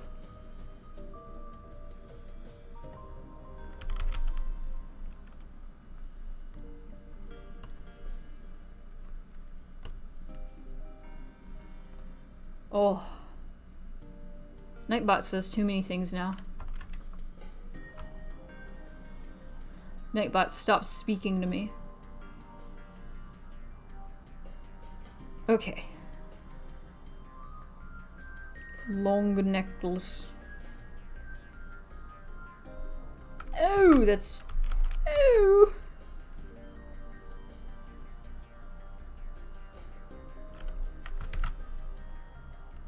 Sorry for my Pops impression. Pops from regular show. Oh, Mordecai! No, sorry. It's been so long since I watched that show.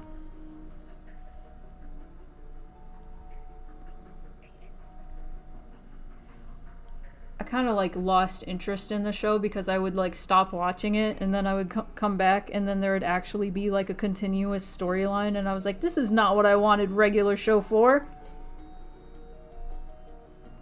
This is not why I watched regular show.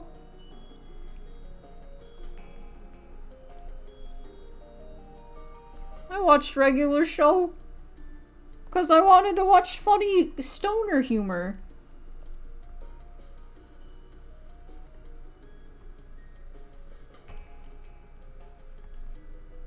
Yay.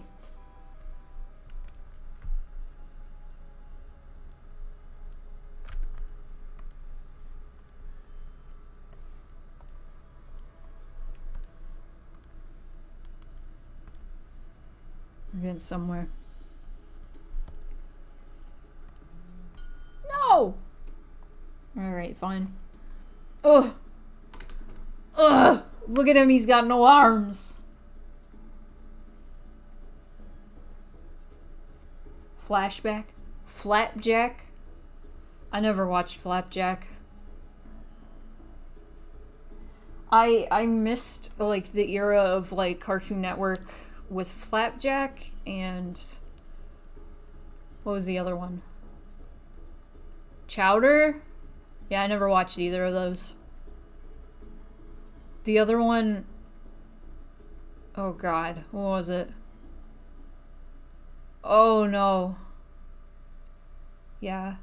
There was some other, like, show that everybody is so nostalgic for, and I missed that train completely. Like, I just remember in high school, I just stopped watching cartoons because I wasn't interested anymore. And then, like, after I left high school, I didn't have a job, and I was looking for a job, and I started watching regular show and Adventure Time.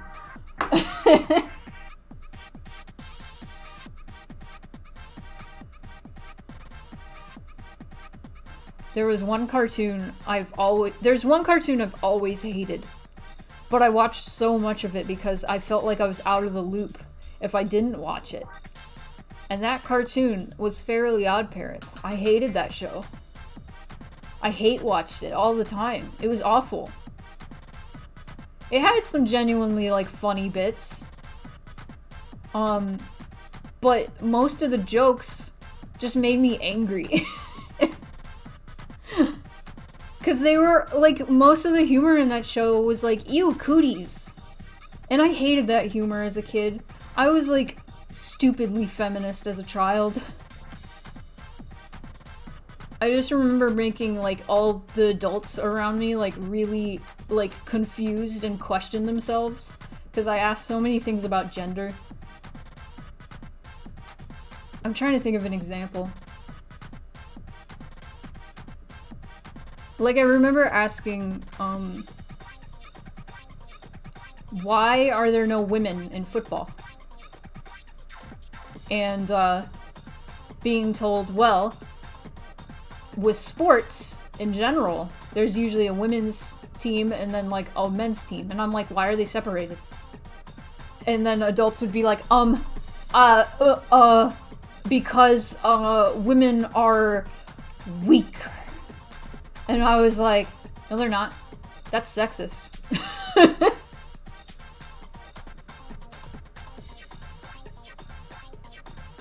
Tail end of being into kids' cartoons while those shows were on the air, but it was absurdist and wild enough to still be funny as an adult. Oh my god. I feel like that's just the queer experience. Like, I remember whenever a cartoon, like, went into that weird, like, cooties thing and, like, had some sort of episode about how different girls and boys were, I was like, what the fuck are they on about? Yeah, no, like, I was like, why is this pushed? Like, I remember my view changed forever. It wasn't even, like, this was already my view, but when a science teacher pointed it out and talked about it, I was just like, okay, it's not just me. Thank God. So I had a science teacher, this was, like, before, this was, like, before we got into, like, talking about, like, sex ed. And this is when I was, like, 11. And, so we had the whole deal where they separated the boys and the girls, and they both watched completely separate videos about puberty. And so before getting into that, our science teacher was talking about, so if you took a girl and a boy before puberty and had them have the same hairstyle, have the same clothes, everything, how would you be able to tell who's the boy and who's the girl? And people in the class were like struggling. They're like, you would, because, and like the science teacher was like, yeah, you wouldn't, because there's no difference. And people were like, yeah, they're private parts. And they're like, yeah, your private parts don't affect anything else. At the, like, that has nothing to do with anything. That has nothing to do with your interests. That has nothing to do with, like, what colors you like. Whether or not you're prettier. Like, you have the same amount of prettiness. At, like, yes. And I was just like, oh god, I can't believe it. I can't believe it. Somebody has opened my eyes. Gender swap episode of Fairly Odd Parents and how no girls like frogs, and I was like, interesting. God. But yeah, I remember that, like, that whole spiel that science teacher, like, told. Like, the kids were trying to fight with her and be like, well, actually, girls are prettier, so, and she was like, no. Going off about that a long time ago and what shirts were allowed and not allowed by people with boobs. Oh my god. Yeah.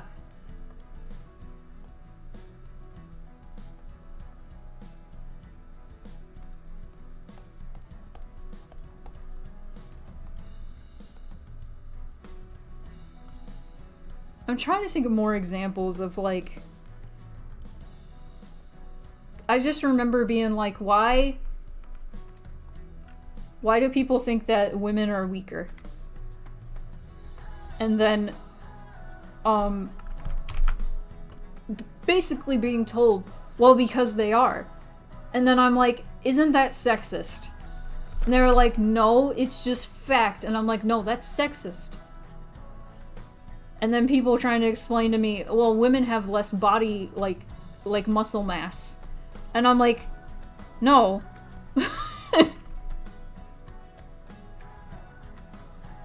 Boys can definitely be very pretty, yes. In fact, I think the same science teacher told us that boys, like, their hair grows faster. Like, their hair grows faster, so it's kind of backwards. That the societal norm is that men have short hair and women have long hair. And also, like... Oh, no, I don't think it was that same teacher. It was a different teacher. But regardless, men tend to have longer eyelashes than women. That's another thing. Take a twin girl and boy toddler, put only pants on them. Which of these is illegal to look at? What? What? You make a fair point. There was this really interesting thing I was reading, where there was an experiment, like a social experiment, where there was this video of this baby watching like a Jack in the Box, I want to say, and smiling and getting excited about like the music, and then the Jack in the Box pops out and then the baby gets startled and starts crying. And so the experiment was half of the people were told that this baby was a boy and half of them were told it was a girl, and they were asked after, like, to describe what happened in the video. And interestingly enough, the people that were told that the baby was a girl were like, oh, she got scared and she started crying and she was upset.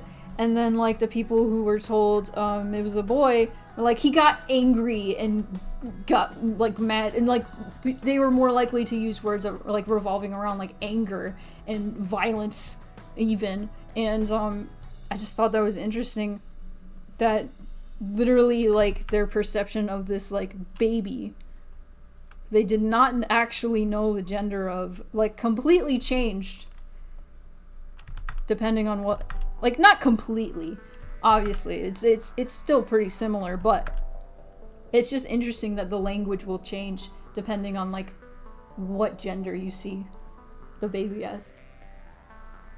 Boys are stronger than girls thing always rang as BS to me given how I'm disabled, so I'm not stronger than your average girl, so how am I supposed to act like a boy anyway? God. Yeah.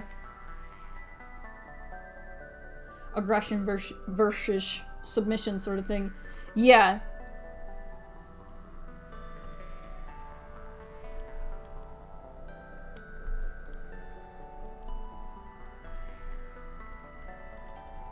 I feel like the same sort of thing happens if you, like, with, like, animals. Like, you tell somebody, oh, this animal is a cat, or this animal, or this cat is a boy, and they will, like, interpret the cat's actions differently than if they perceived that animal as a girl. And that's just so fucking stupid to me. That's so fucking stupid!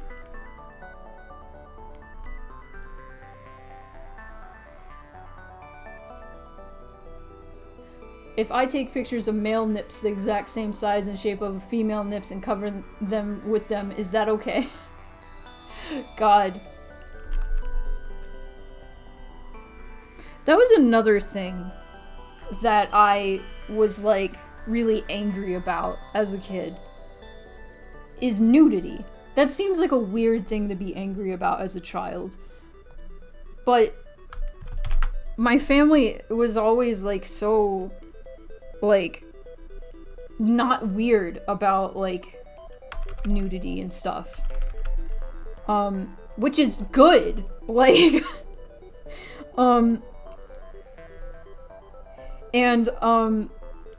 everybody just being, like, crazy and weird about nudity was, like, strange to me. And then I found out, like, in other countries, especially Europe, nudity is not that big a deal.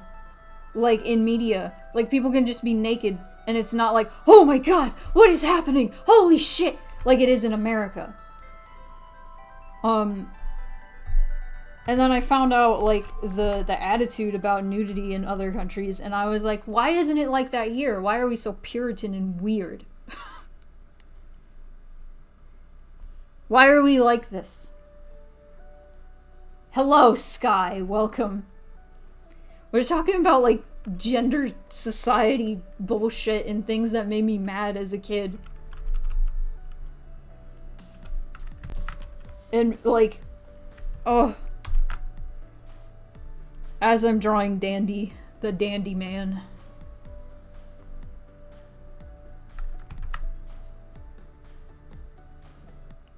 Your parents are very prudish. I'm so sorry. Oh. Swimsuit challenge meme online. It highlights the huge double standard when it comes to nipples. Yeah, it's so dumb. It's so dumb.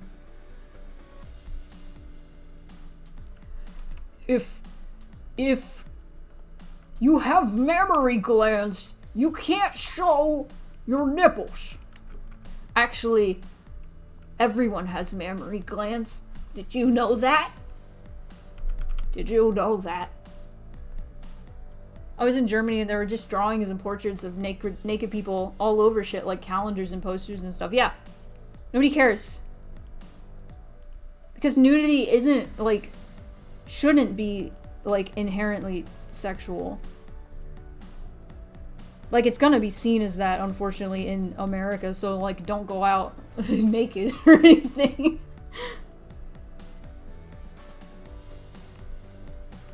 Baby steps. Baby steps. I would like to subscribe to your newsletter. There's a big aesthetic brand in Germany that looks like shooting stars in Sanrio that's just like two little naked chibi kids being cute. Aw! That reminds me, freaking, I guess when, the Nirvana album with the baby in the water, like, getting the dollar bill on the fishing hook. You know what I'm talking about? That album? The baby naked. Baby is naked. Baby is naked. Apparently a common... What? Never mind. Oh, never mind. I was like, what do you mean, never mind? Yes, that's the album. Okay.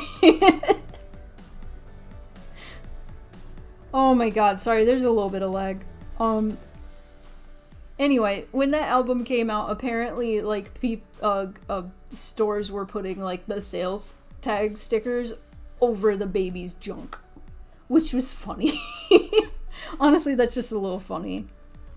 Like, it's a baby. Chill out. It's a baby. I wonder if there was, like, public outcry over, there's a baby! There's a naked baby! On this album cover! Yeah. Sometimes babies are naked.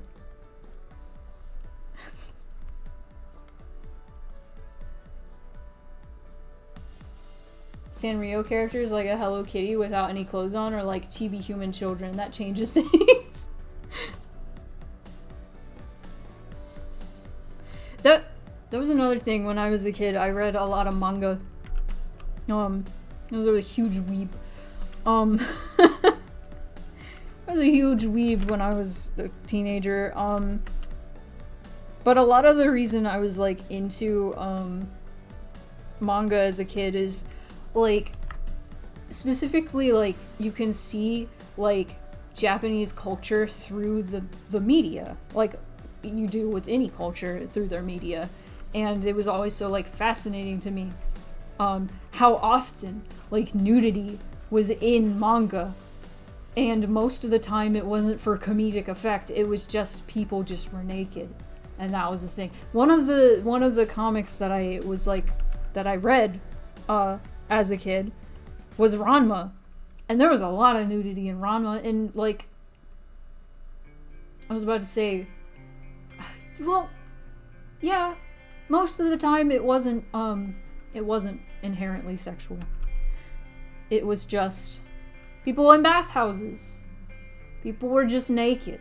There's a lot of nudity, and a lot of it was for comedic effect, honestly, because of the absurdity. But it's just interesting how different cultures view, like, these sorts of things. Well, yeah. Ranma's predicament. There's gonna be a lot of nudity. If you are unfamiliar with Ranma 1/2, the whole, like, premise is Ranma is, cursed. And whenever he gets doused with cold water, his body becomes female. And a lot of it hasn't aged super well, but it's from the 80s, so I don't blame it. A lot of it, all I remember is it touched base with a lot of, like, gender is stupid. And that's probably a lot of the reason I was like, gender is stupid. Because, like, Ranma was humbled, like, man, women go through a lot of shit, because he had to, like, be in his female form quite a bit. And he got into a lot of predicaments because he also was a woman. That one official Little Mario comic strip where his dick's out. I remember being so jealous of Ranma as a kid. You know what? You know what? You know what? I feel. I had the same exact thought. I was like, man, you know what I think about a lot? Hang on. This requires an image.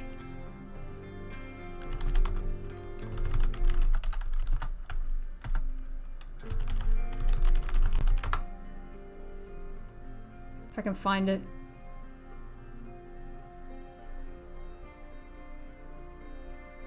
Oh my god, where is it? I'll never find it. But I think about constantly.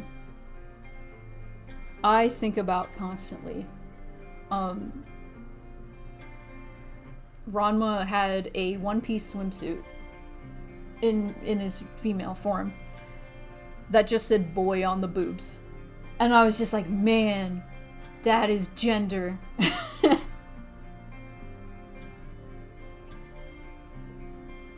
God. Okay. It's like, Ranma, man, the gender talk has led to Ranma, which is understandable, honestly, because Ranma is very gender. Goddamn. I just remember being a kid and reading Ranma and being like, the fact that he had like big boobs as a girl and like big hips, and he was very feminine and petite.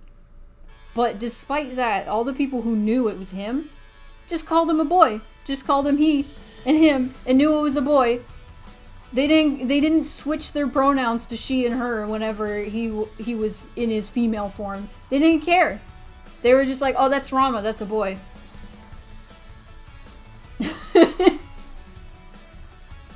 Want to get a big not a girl button? Yeah. God, I loved Ranma. Yeah, big jelly.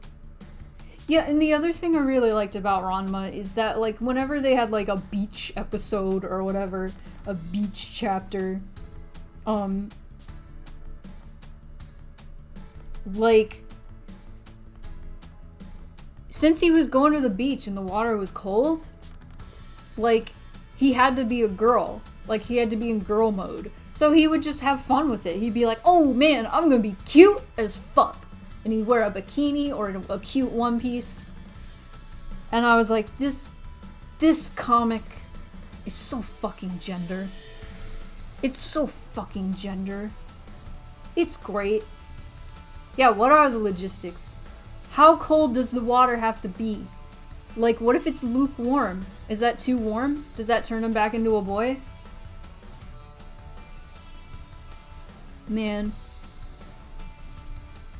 It's so confusing. Rumiko Takahashi, if you're out there, we need answers. You have no knowledge of this Ranma? Ranma is cursed. He is a boy who is cursed. If he is splashed with cold water, his body becomes female. He gets a female body. He gets girl body. That is the premise. And then hot water reverses the effect. It didn't age well. A bit of it didn't age well. I would say yes. It's from the 80s, so I don't blame it. But there is a lot that I just remember from it personally that I'm like, man, that was so gender. I kind of want to see if I can revisit it. To be quite honest.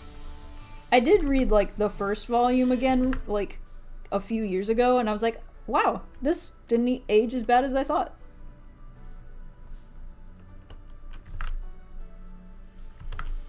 It's one of those weird things, about gender.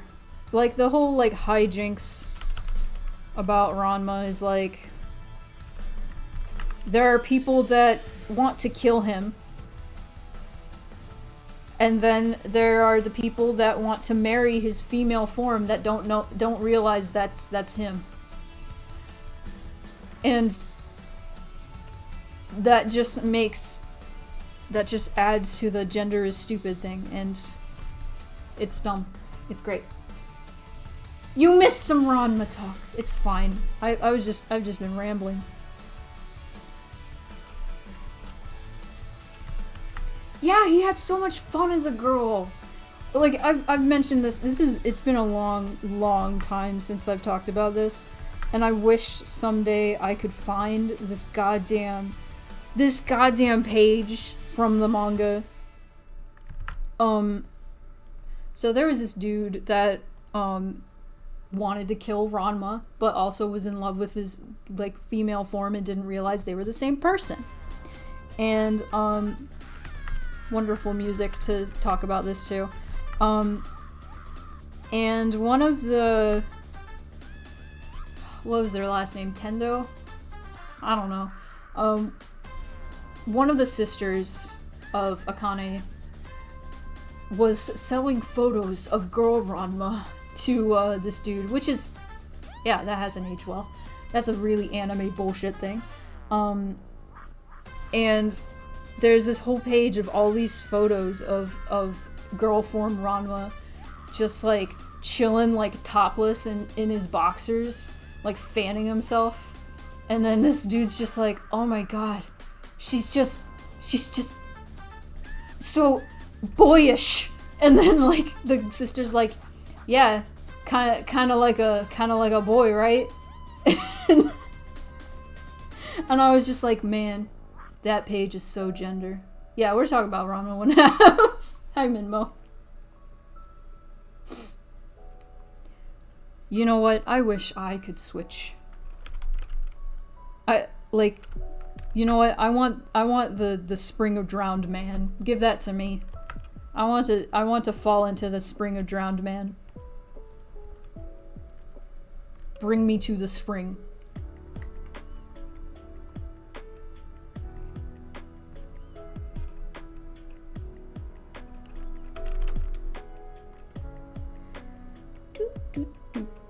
The cool thing about Ranma, though, is, like, technically speaking,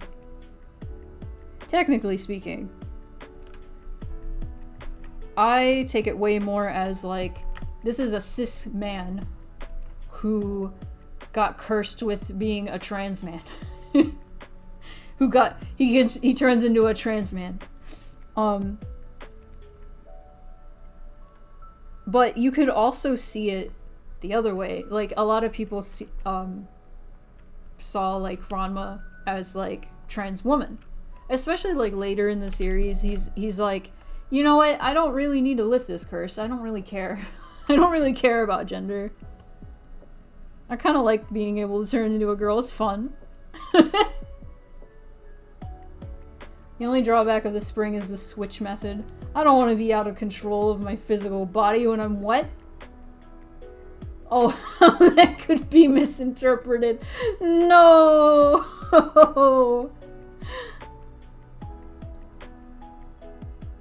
I can never stop thinking about the opening title theme and how I don't know the alternative meaning of shrew. Oh, what?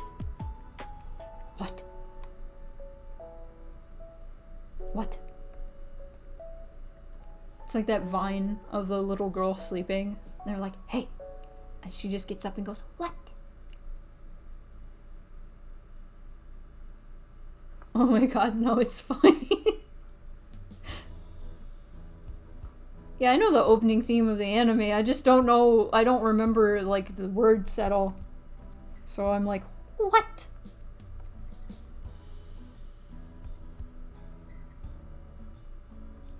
Alright. Oh.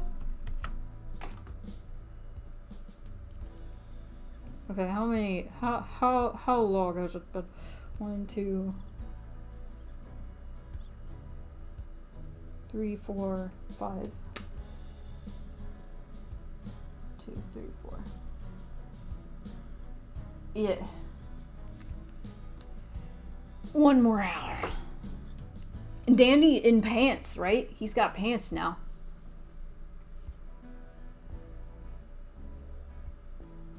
Oh my god. Dandy pants. Is that a Gengar? Is that a Gengar emote?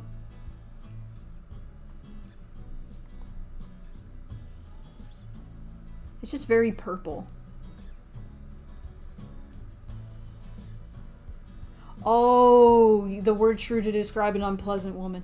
Okay, so like the taming of the shrew. I get it.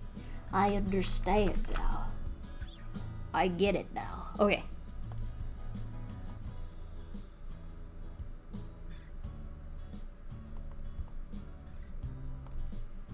Mike. Yay. Singing some karaoke. Oh, excuse me.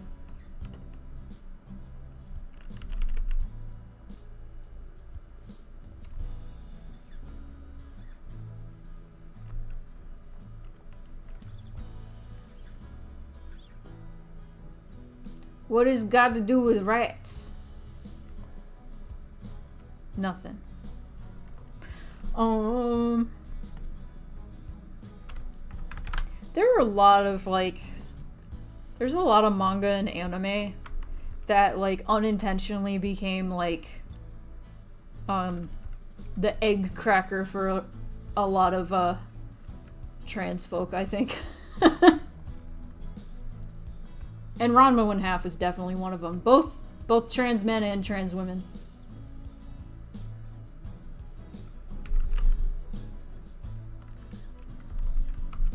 Karaoke is a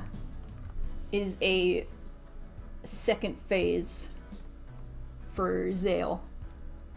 Like, also the second phase leads to the third phase, which is smaller. We all get something out of it. I know Oran High School Host Club was a big, cracked a lot of eggs for a lot of people.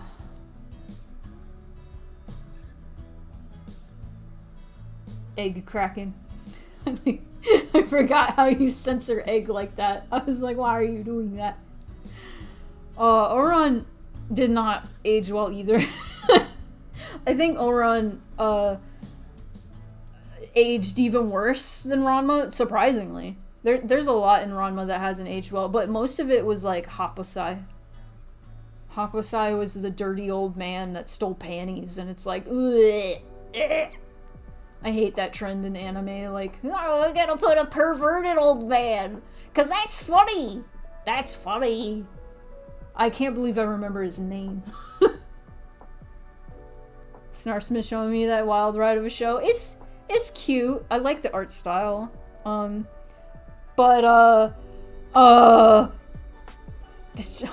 Honey was his name? That didn't age well. Freaking the twins? Oh boy! That didn't age well. I mean, these were also things that weren't, like, good at the time either. Oh boy. Also, wasn't creepy equals funny? Yeah, no. That's why I can't watch, I watched Kill la Kill once, and I enjoyed it for the most part. It was, like, very delightful animation. It was very silly, very wacky. The music fucking rocks. Also, it's why I have the red in my hair. I loved Ryuko. Ryuko was also very gender. I don't know. I really liked Ryuko. You never finished it? It's pretty good. It's pretty good. Like, I just remember I almost gave it up several times because there was just so much gross creepiness in it. And I was like, I just need to keep going. I just need to keep going. Oh, I just need... Second to last episode. Okay, well, you pretty much saw it all. I think you're good. Oh, man. What... Ragio was the villain's name? Fucking scary. Oh, I think I know what part you're talking about, speaking of Ragio. Oh, Jesus. Oh, no. But that... No... I don't know. I don't know. It's, like, I can't rewatch it ever. That part was like the first episode. Oh, yeah. Yeah. Kill la Kill was a whole lot of, like, anime bullshit that I had to sit through. And I'm glad I eventually, like, was able to get through it, because it was very fun by the time I got through it. It was a very fun show, but, like, to have to, like, tolerate all the garbage was just, like, it's not worth it. It's not worth it. Oh, yeah, Ragio's fucked up. Oh, no. At least it was portrayed as, like, this is bad. And it wasn't like, ooh, tantalizing, which would have sucked. And that would have been like, oh, no, blacklist this shit forever. But yeah, no, it was uncomfortable. It was bad. Anyway, I'm gonna drink some water.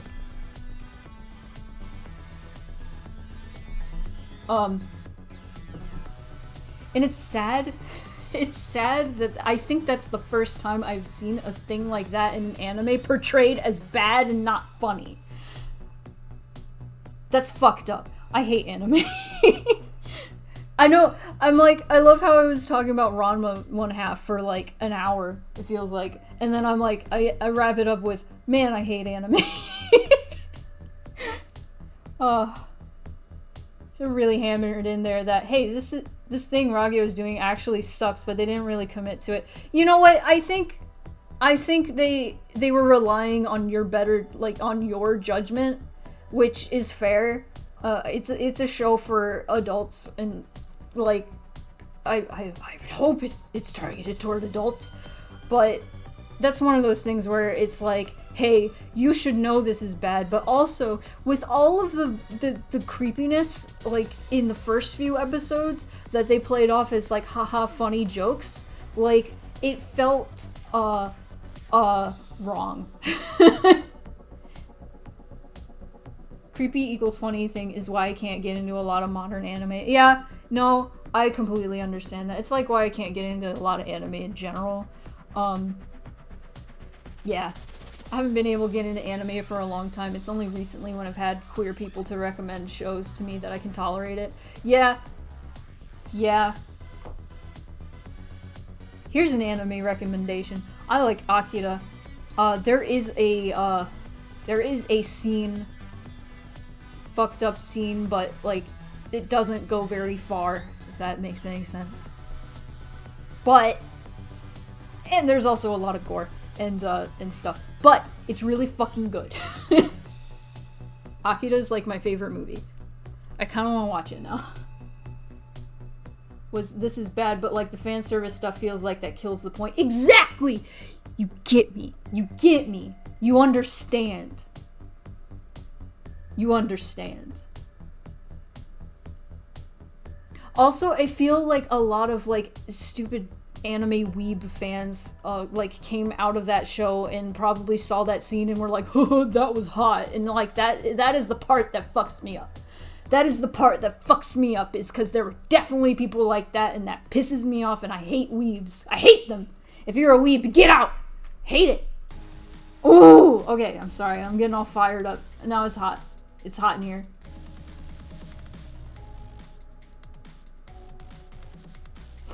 Akira is fucked up, not fucked up. Yeah. Akira is fucked up, not fucked up. No weebs allowed. That was my profile on Twitter for a long time, was just weebs DNI. But they still did, and I got mad. Same people who watched the first season of Rick and Morty and missed the point entirely. That's like the problem with, like, I don't know, I guess subjective media. I don't know. Media that tries to, it sucks when media tries to like make a point and then all of the people that get into it completely miss the point. Like Fight Club. Fuck.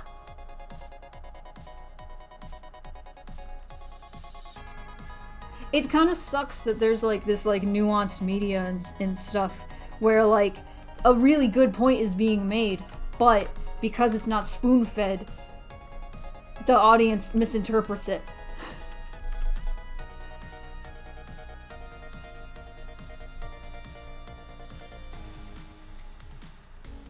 Akira is body horror fucked up, not anime bullshit fucked up. Yeah! Exactly!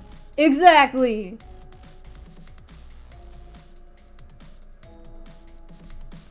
You get me. Okay, I want to finish this one.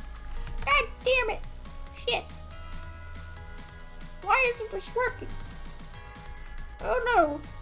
I'm sorry about my weird voice right now.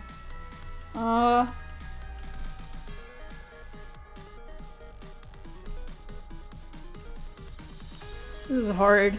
This is so hard.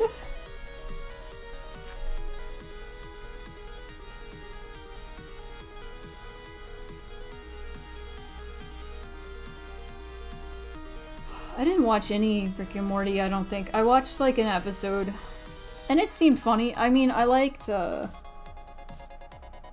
what did Justin Roiland do? I've liked other things Justin Roiland does. Justin Roiland, that's his name, right? Is really funny. He did the Community, right? Or at least one of the writers did the Community, which was really fucking funny.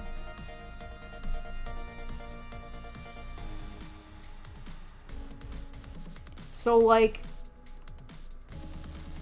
I think Rick and Morty was good, like, at least the first season. Oh yeah, Justin Roiland was Lemon Grab.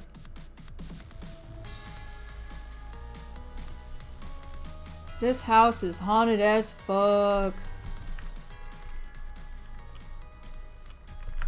There's a video of him talking about a haunted house. I don't think it's up anymore. But it was so funny.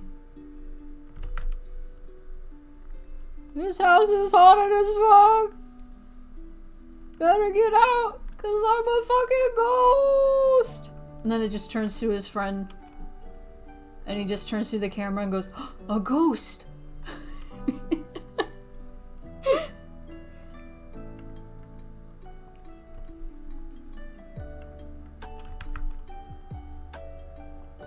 What is wrong with me? Okay, hold on. I'm just gonna hide everything. I'm just gonna hide everything. We're gonna hide the wings too. Goodbye. We're gonna hide the arms. Fuck off. Where is the gap? I need more clothes at the gap. God damn it.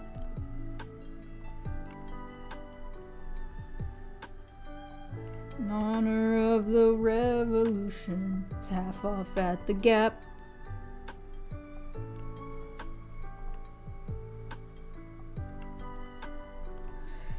God damn it, now I want to listen to the Inside soundtrack. Because my stupid joke. God damn it. Okay, actually, where is the gap? Did I find it? Are we done? Is that it? This is hell. I'm in hell! I'm in hell! I love art. There we go. I found it finally. Select. Invert. Okay. Wave. Goodbye. And bass. Bring me the bass.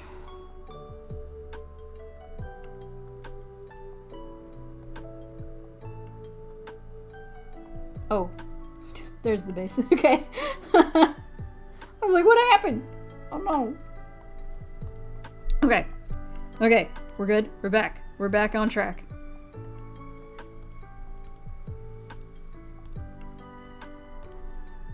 Okay. Alright. Okay. Is that a real song? No. I made it up. I made it up. Hold on. It's not real.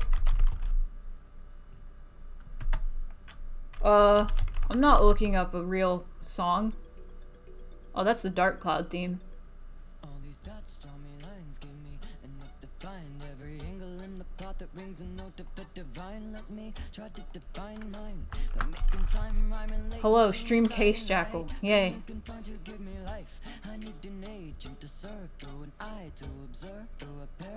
Maybe now, like, since we're on, like, the last hour,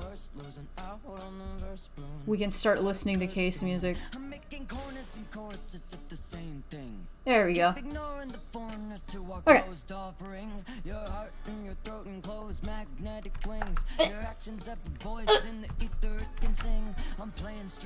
As I'm starting to rest my voice.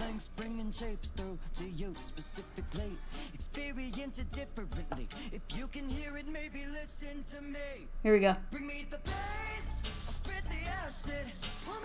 That's where that reference came from. Yippee!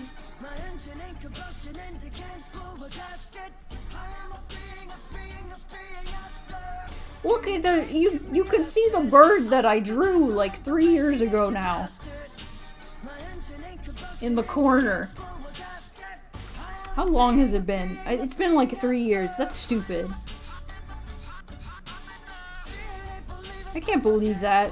What is time?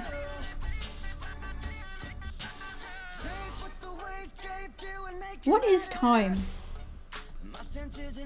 God. I hate the passage of time. Time is fate. Keep investing chains, maybe I can count to even more. Learning schemes, taking notes, tally results, keeping score. Writing mile high lines of your bloodline's lore. Automated different something once you think it first pass. Chart spinning mass, turning 10 triple back. I roll through a Time is the illusion of continuity experienced by third-dimensional beings. Yeah. we keep things loose. These points are approximate. Crystallite the juice, share electric intoxicants. You've heard the formula, here's the concoction. Turn the boil out, down is not an option. Bring me the bass. Hell yeah. This is the song. This is the song that Dandy is singing. No.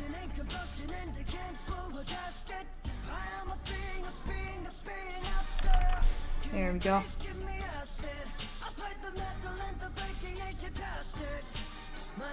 Okay. Look, we got another one done. Why does this take so long?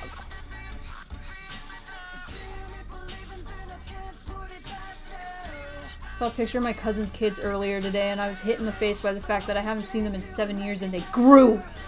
I feel that. My mom was telling me about like a childhood friend or something that is now married. And I was like, I remember when he was a baby. What? Married? What are you talking about?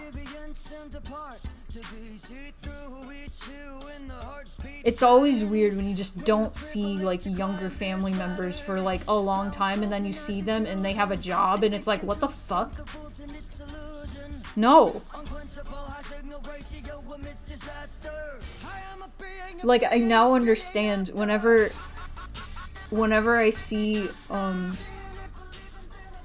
like, family members I haven't seen in a long time, and they'll ask me, like, questions like, oh, so are you in high school? And I'm like, no. Are you in middle school? No. I now understand why that's so common. Oh. No, I don't want it to repeat. Alright. And now we're back to Space Channel 5, baby.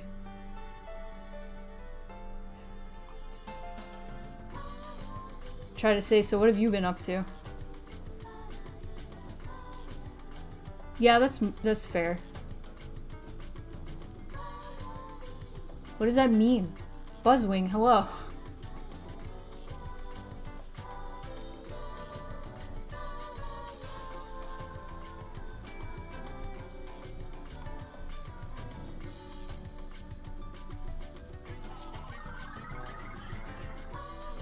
Alright. I think this one is safe to be a height of 1080.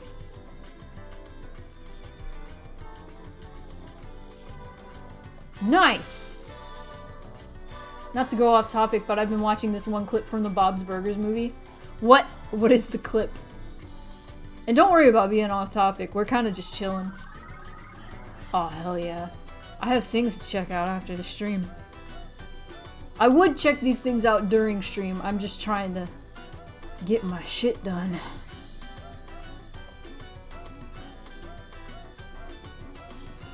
Dancing. I wish you guys could see me dancing. Let's see. Okay, yeah. How big is this? How big are you? Big. Huge. 1080. Okay, yeah, we're safe. 1080.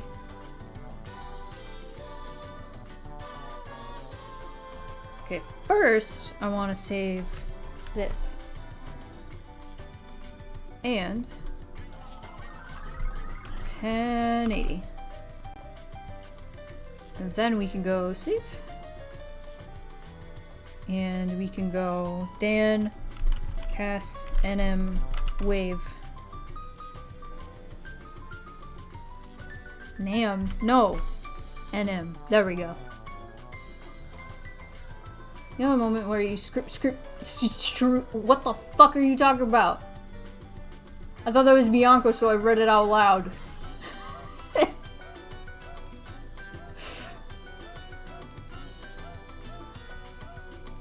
Hate going to the theater, but I might get super brave and go anyway to watch it. Follow your dreams. Wear a mask. And I think you should be safe. If that is what you're worried about. Personally, I've always hated movie theaters, which is funny since I live in a theater. I like this one.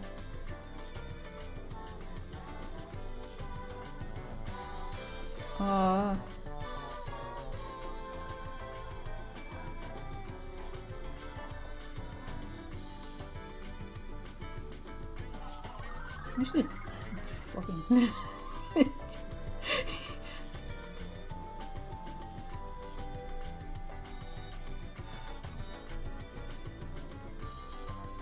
Yeah, apparently there's a Bob's Burgers movie that just came out. I never really watched Bob's Burgers. I had a roommate that watched it, and I would just, like, hear it secondhand. It seemed cute. I don't know, like...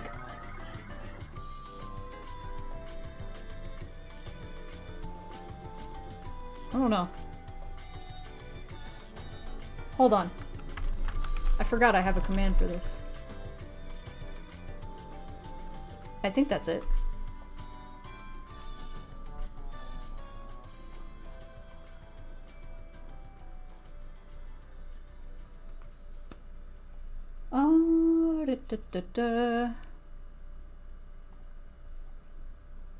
I kind of want to watch BoJack Horseman. Horseman? I don't know. But I hear it's just really depressing, and I don't know how much I want to get myself into that. Okay, let me save that. Let me save that, and let me put this into the game.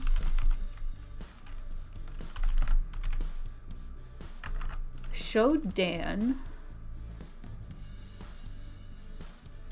Ooh! Baphomet. Can I call you Baphomet? Welcome in. Baby Baphomet. Recently went to the theater to see Top Gun Maverick. It was so good. I've heard good things. I've heard good things. And funny enough, I've seen a lot of like Zoomers on TikTok saying, oh man, it makes me want to join the army. And I'm like, uh-oh, he fell for it. You fell for the propaganda. You fell for it.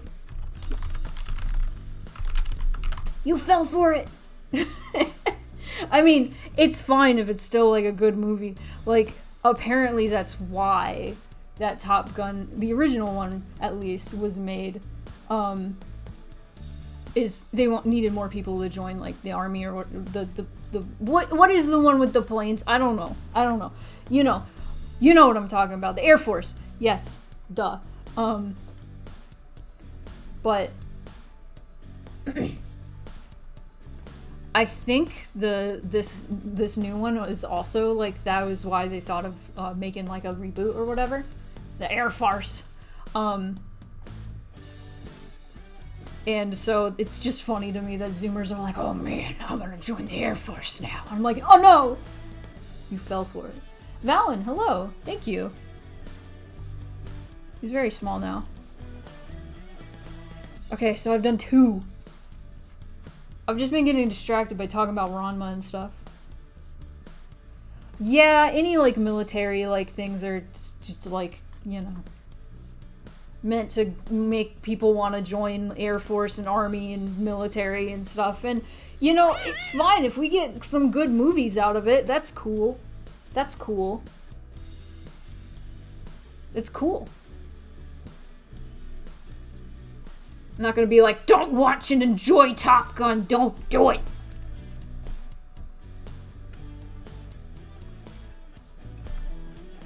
Don't fucking do it! Don't look at me. Don't. People can enjoy Top Gun if they want.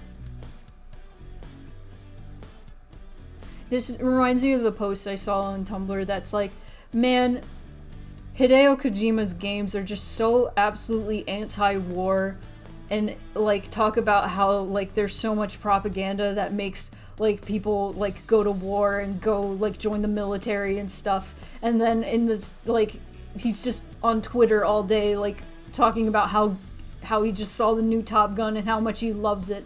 And I'm just like, yeah. Oh man, Kojima. Hope you never have to work on a military shooter. Oh no! No, Kojima is like so funny. Like, this post was just like talking about like,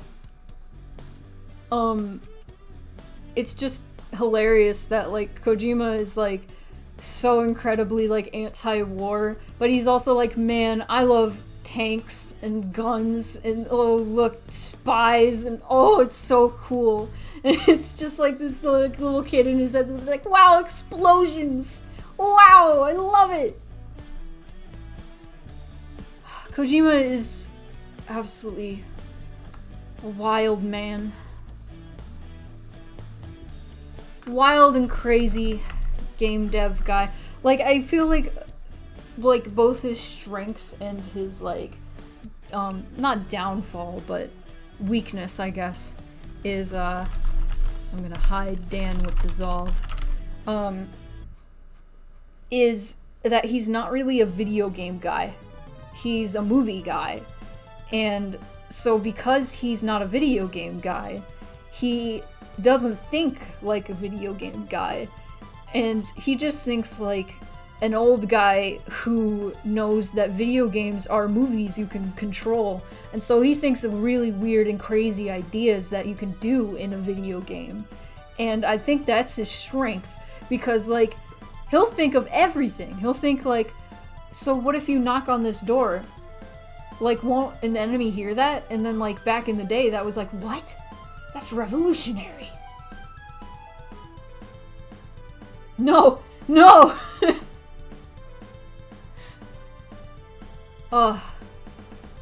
Problem with military in movies.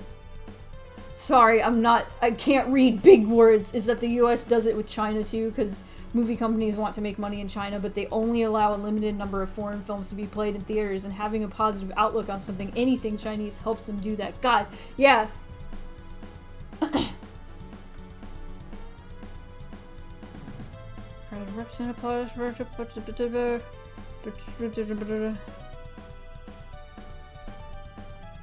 Ooh.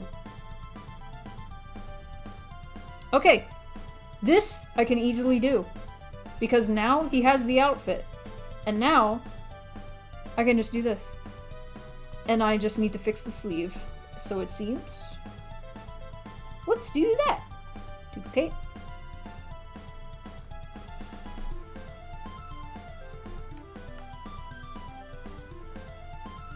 Oh my god. Oh my god. Get a recruitment email from Blizzard. You wanted to apply just so you could blast them during the interview? That would be... God. That would be the ultimate flex. I know I keep talking about flexing, but that would be a really good flex. That would be insane.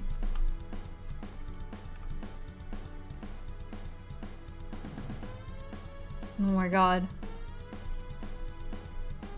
I don't know if I'd want to work for Nintendo. Nintendo is pretty strict. Nintendo is pretty strict.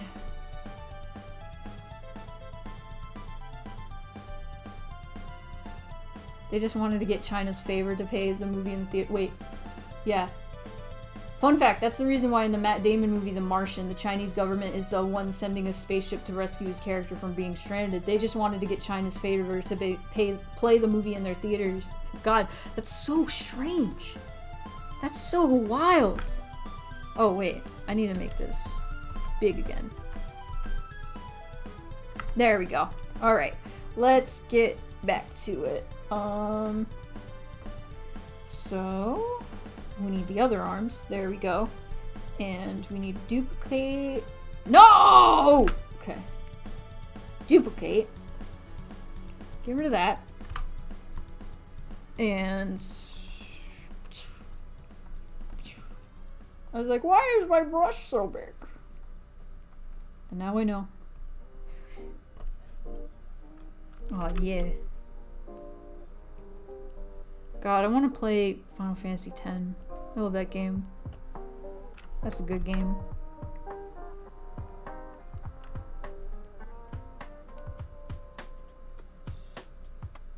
Meanwhile, Superman just always happens to be talking with the US military. Yeah. More planes in the ocean than there are submarines in the sky? No way. Fuck! That's amazing!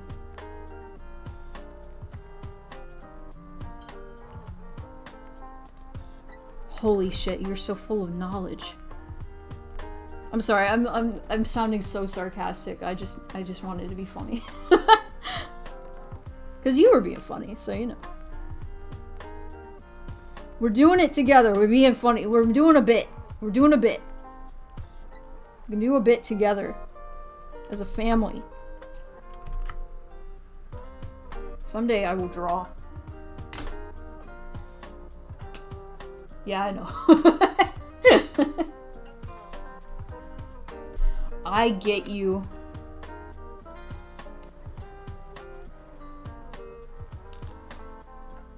We gotta put more submarines in the sky, clearly. We gotta balance it out. Equivalent exchange. That's it. That's it. I'm just remembering there was a summer that was like so hot that there was a big lake in Florida, Lake Louisa, I think, that started drying up to the point where like debris was poking out of it, and people were like, "Oh, holy shit! What is that?" And then they go and like take it out, and it was a crashed plane from like World War II, I think.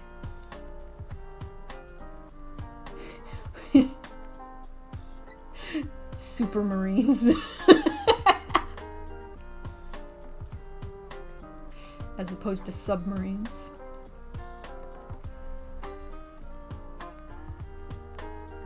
Upper marine.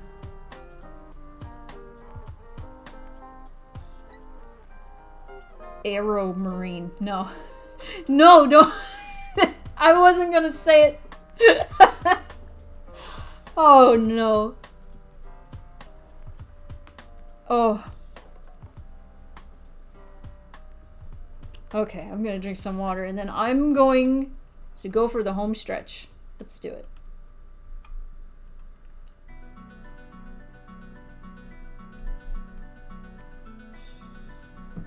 Gotta keep it in the marine layer.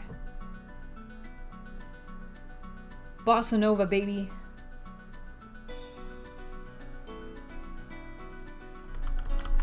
There was a quote-unquote leaked screenshot from like early 2000s for a 3D Pokemon game. Like forever ago. Forever ago. And I think about it a lot because it was actually a screenshot of Dark Cloud, which is where this song is from. And somebody just photoshopped Pikachu into it. It was very silly, because Dark Cloud looks nothing like a Pokemon game.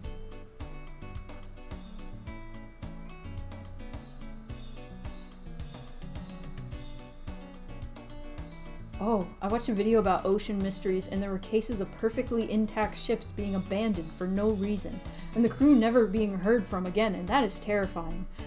Blamed it on the Krakens. Honestly, for some reason, underwater, like, in real life, doesn't scare me so much. It does a little bit, honestly. Underwater in video games terrifies me. I've told this story, I don't need to tell it again, but I am afraid of animatronics underwater. Oh, Wendigoon. I've heard of them. I don't think I've ever seen any of their stuff though.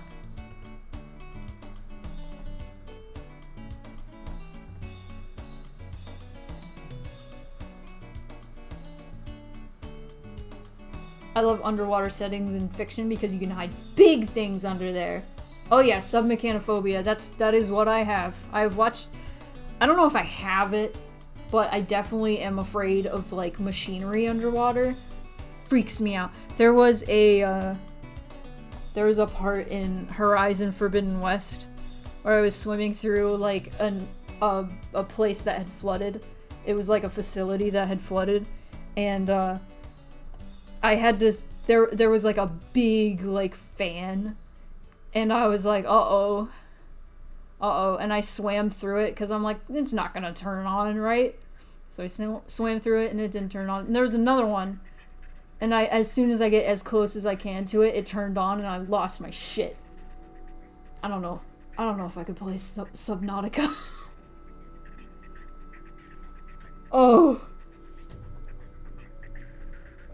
No, there were like legitimately like a lot of moments in Forbidden West where I felt real fear just because I don't like underwater, and there's a whole lot of going underwater in Forbidden West.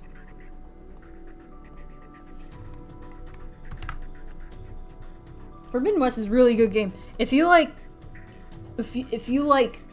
stories that are good, please play Horizon. Abzu?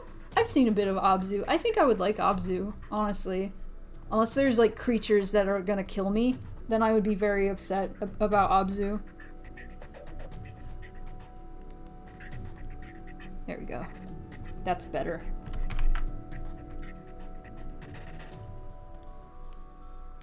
Abzu, is it by that game company? As in the people who made Journey?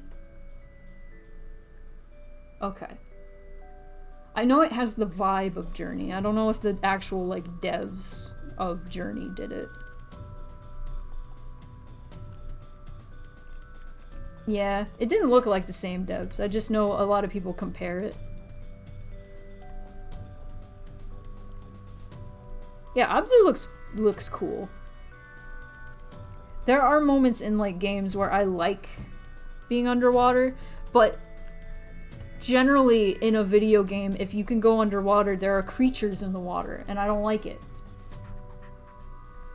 You have to head out, but it was nice popping in. Well, thanks for popping in, Minmo. I will see you later. Might be some overlap. That's a possibility.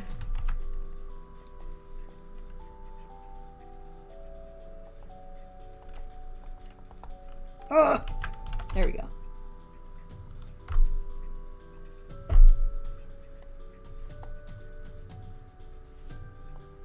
Okay, we got a new one. We got a new one! We got another one! Save as.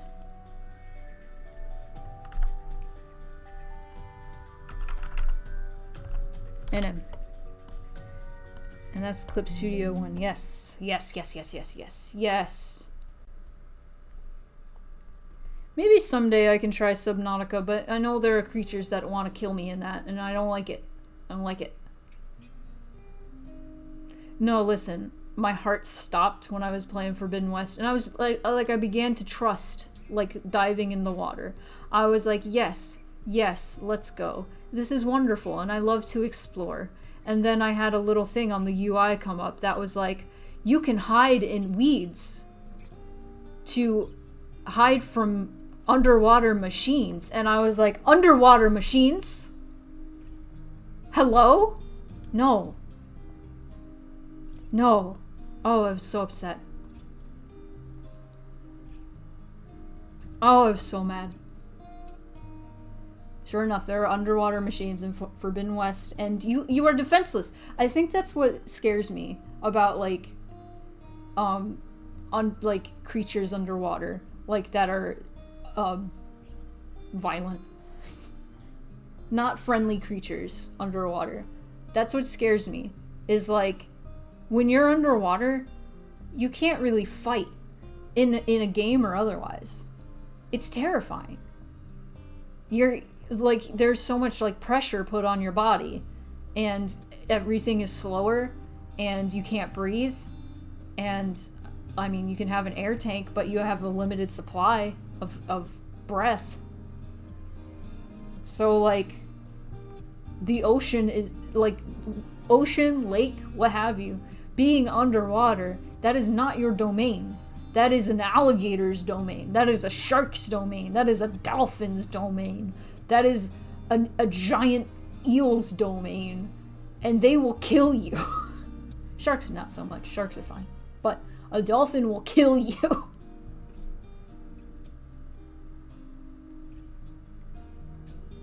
Hate it. Okay. Saved that. Let's resize this. And make them big so you guys can see them. And I do cast NM wave. I'm gonna put NM at the end for no mic, making it real confusing. Hello, Evie.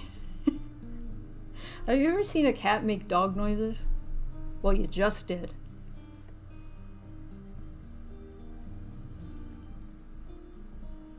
Sounded more like a chicken. Okay. Oh! Okay. Show Dan Cass NM. Wave NM. I've seen a few videos of cats barking like dogs. Oh yeah, I've seen that one where it's just barking out the window and it's like, and then it turns around and sees it's being watched and then starts meowing.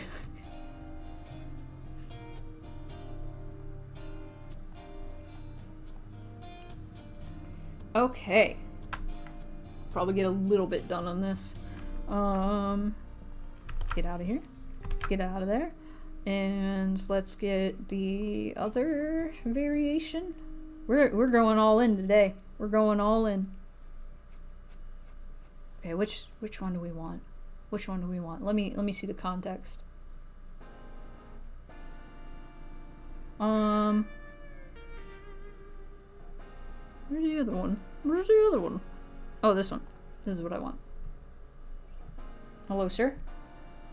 That is the almost exact one I want. There we go. That's the one I want. And then I just gotta change the outfit. Arms. And... Boop. Boop. Boop.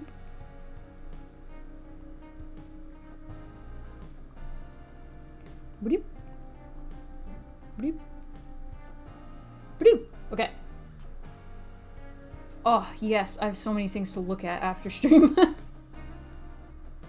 You're working on your own art and struggling with highlights? Oh, it's so hard to get highlights right. I found a method and then I stuck to it. And I've just been sticking to it. It also, like, depends on, like, what you are highlighting.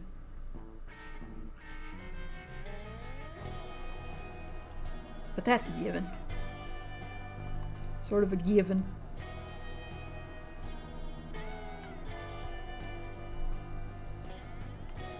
Oh, I'm glad we're all working on art together.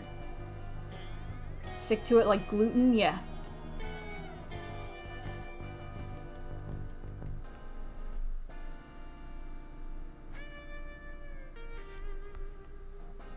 It's just weird angle, like my character is kneeling and I'm trying to highlight the legs and I'm like, huh? Yeah. Yeah.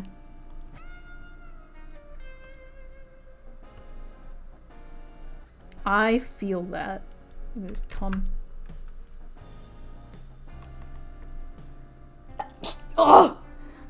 Finally, I got to sneeze.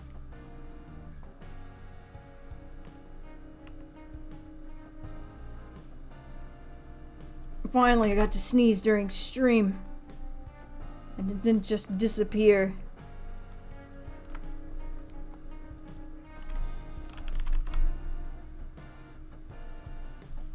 Tomb. Tomb. Okay.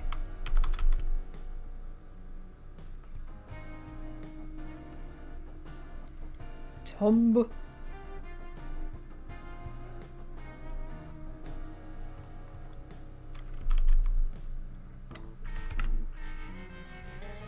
Meow. Meow. Meow. Meow. Meow. Meow. I've just given up drawing pockets. I'm just like, whatever. Sometimes you just gotta do what does the job.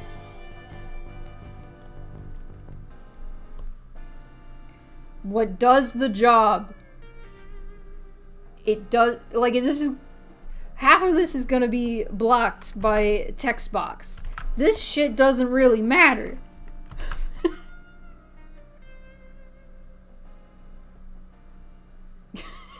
I mean, Tom is a common name. Doesn't have to be Tom Nook Animal Crossing.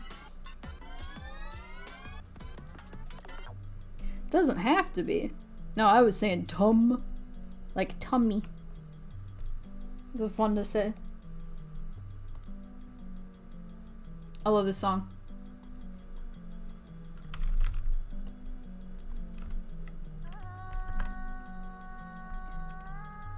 I always know when a good Ape Escape song comes on, because I'm like jamming, and then I see Tazara in the chat jamming, and I'm like, yeah, we're in it now.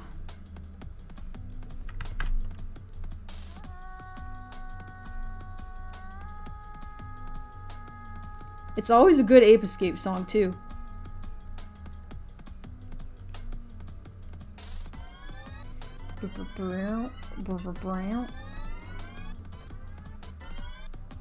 There we go.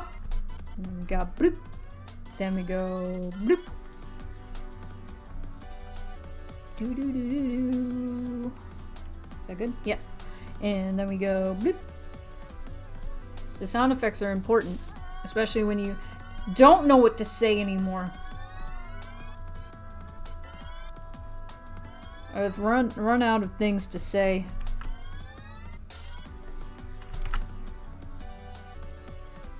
That's not good. Ooh doo doo doo doo. Pant.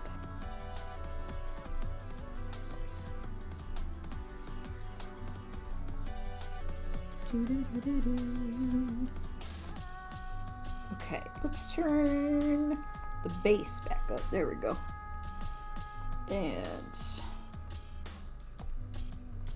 And get that gold.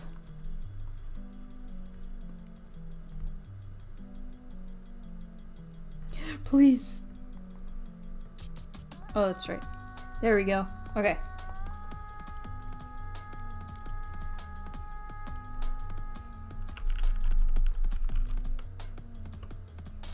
There we go. Okay. Looks like a trucker. It just looks like a trucker with just the shirt. A kind trucker. What if Dandy was singing like country? No, that would be awful.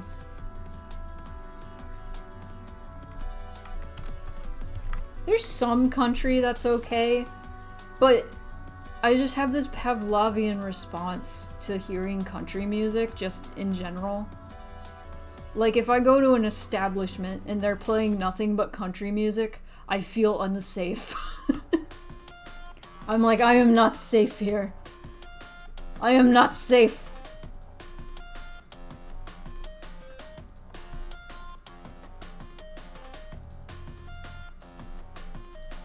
Y'all know what I mean.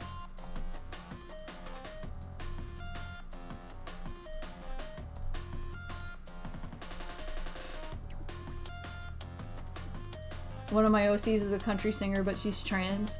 That's great. That's awesome.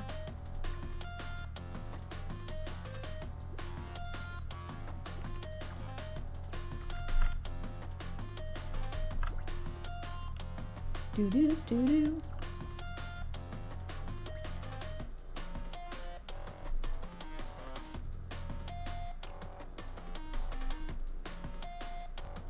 Oh, did you guys hear about the Chicks, formerly known as the Dixie Chicks?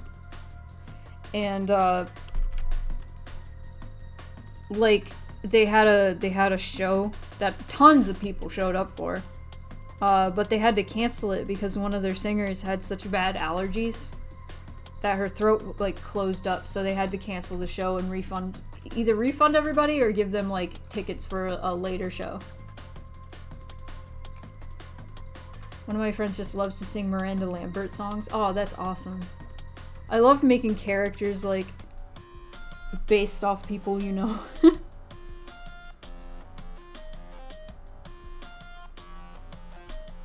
It's always so nice. Or at least give all your characters just a little bit of personality from people you know in real life. Always.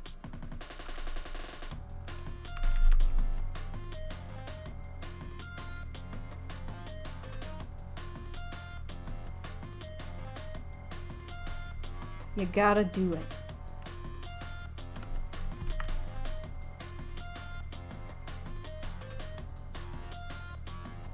You learn a lot about people when you see them sing, so there's so much good inspo there. You know what? You're really talking me into like going to a karaoke bar. Like I've been to a few like shows where people like perform and sing and stuff. So I know what you mean, where people's personalities come out like when they sing.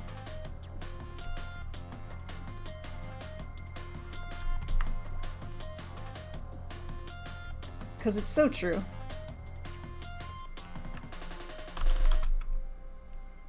There was a show I went to recently.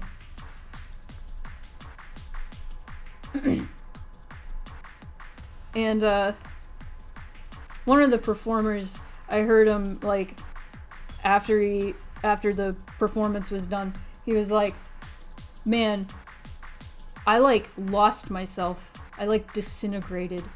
And I was like, that is stuck with me.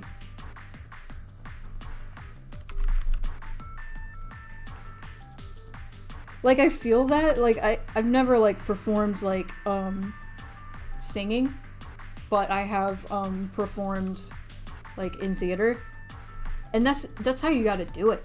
That's how you gotta do it. You just gotta disappear. You gotta disappear from this plane of existence. Oh, I never added shading. Oh well, I can do that in a second.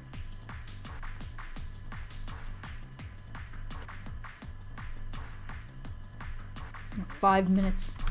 I have 5 minutes before I was gonna call it. Okay. Ooh. All right. Well. Oh, that's why.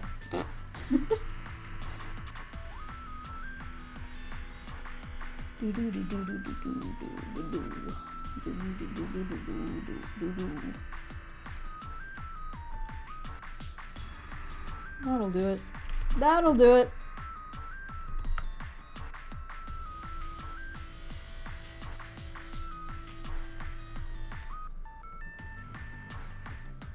There we go.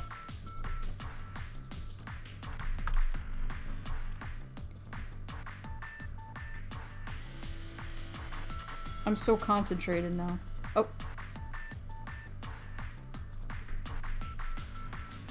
I'm so concentrated. Oh. Okay. Okay. Maybe this is the winner. Yes. Okay. There we go. And the base. And the wings. And this. Select, invert, then transfer to editing layer. There we go. Oh! Oh! Oh, I see. Okay, let's do this. Boop. Actually... Fierce. Boosh. Okay. Moonpie's yelling at me.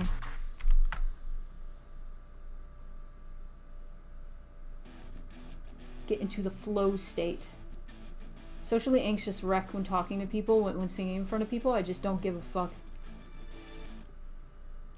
You start doing karaoke regularly, you'll stop caring what people think eventually. It happens so often when people are too nervous to get on stage, but once they're up there, they find their groove.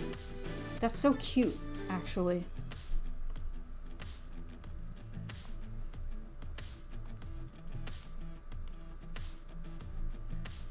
You're making me at least, like, want to, like, observe karaoke. Like, environment.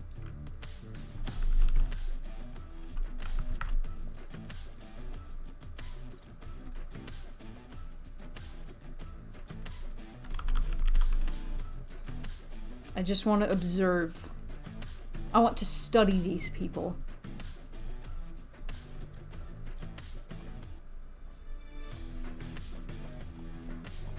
Like most karaoke bars, it's like you have a little private room.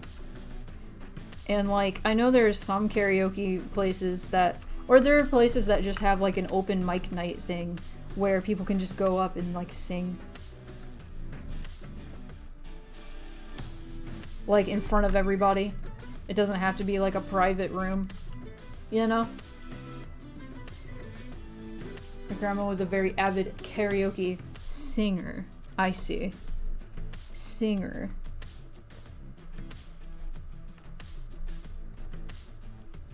I hate that every pose I've done, Dandy's been covering his necklaces. Eventually, we'll get there, and he won't be.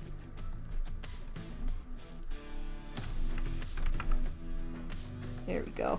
There we go. What a dandy man. What a dandy lad. There we go.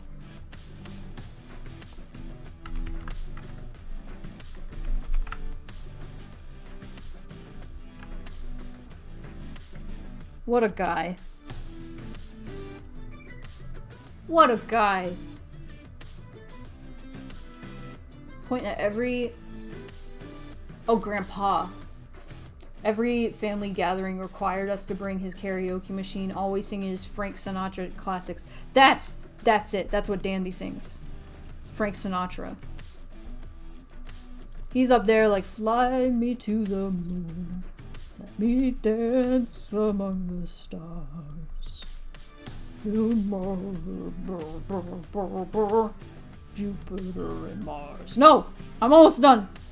Leave me alone. Leave me alone. I am almost done.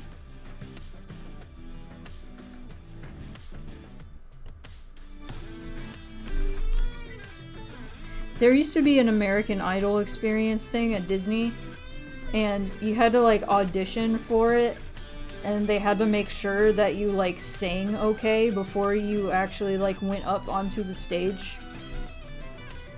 And I don't know, that just seems kind of unfair.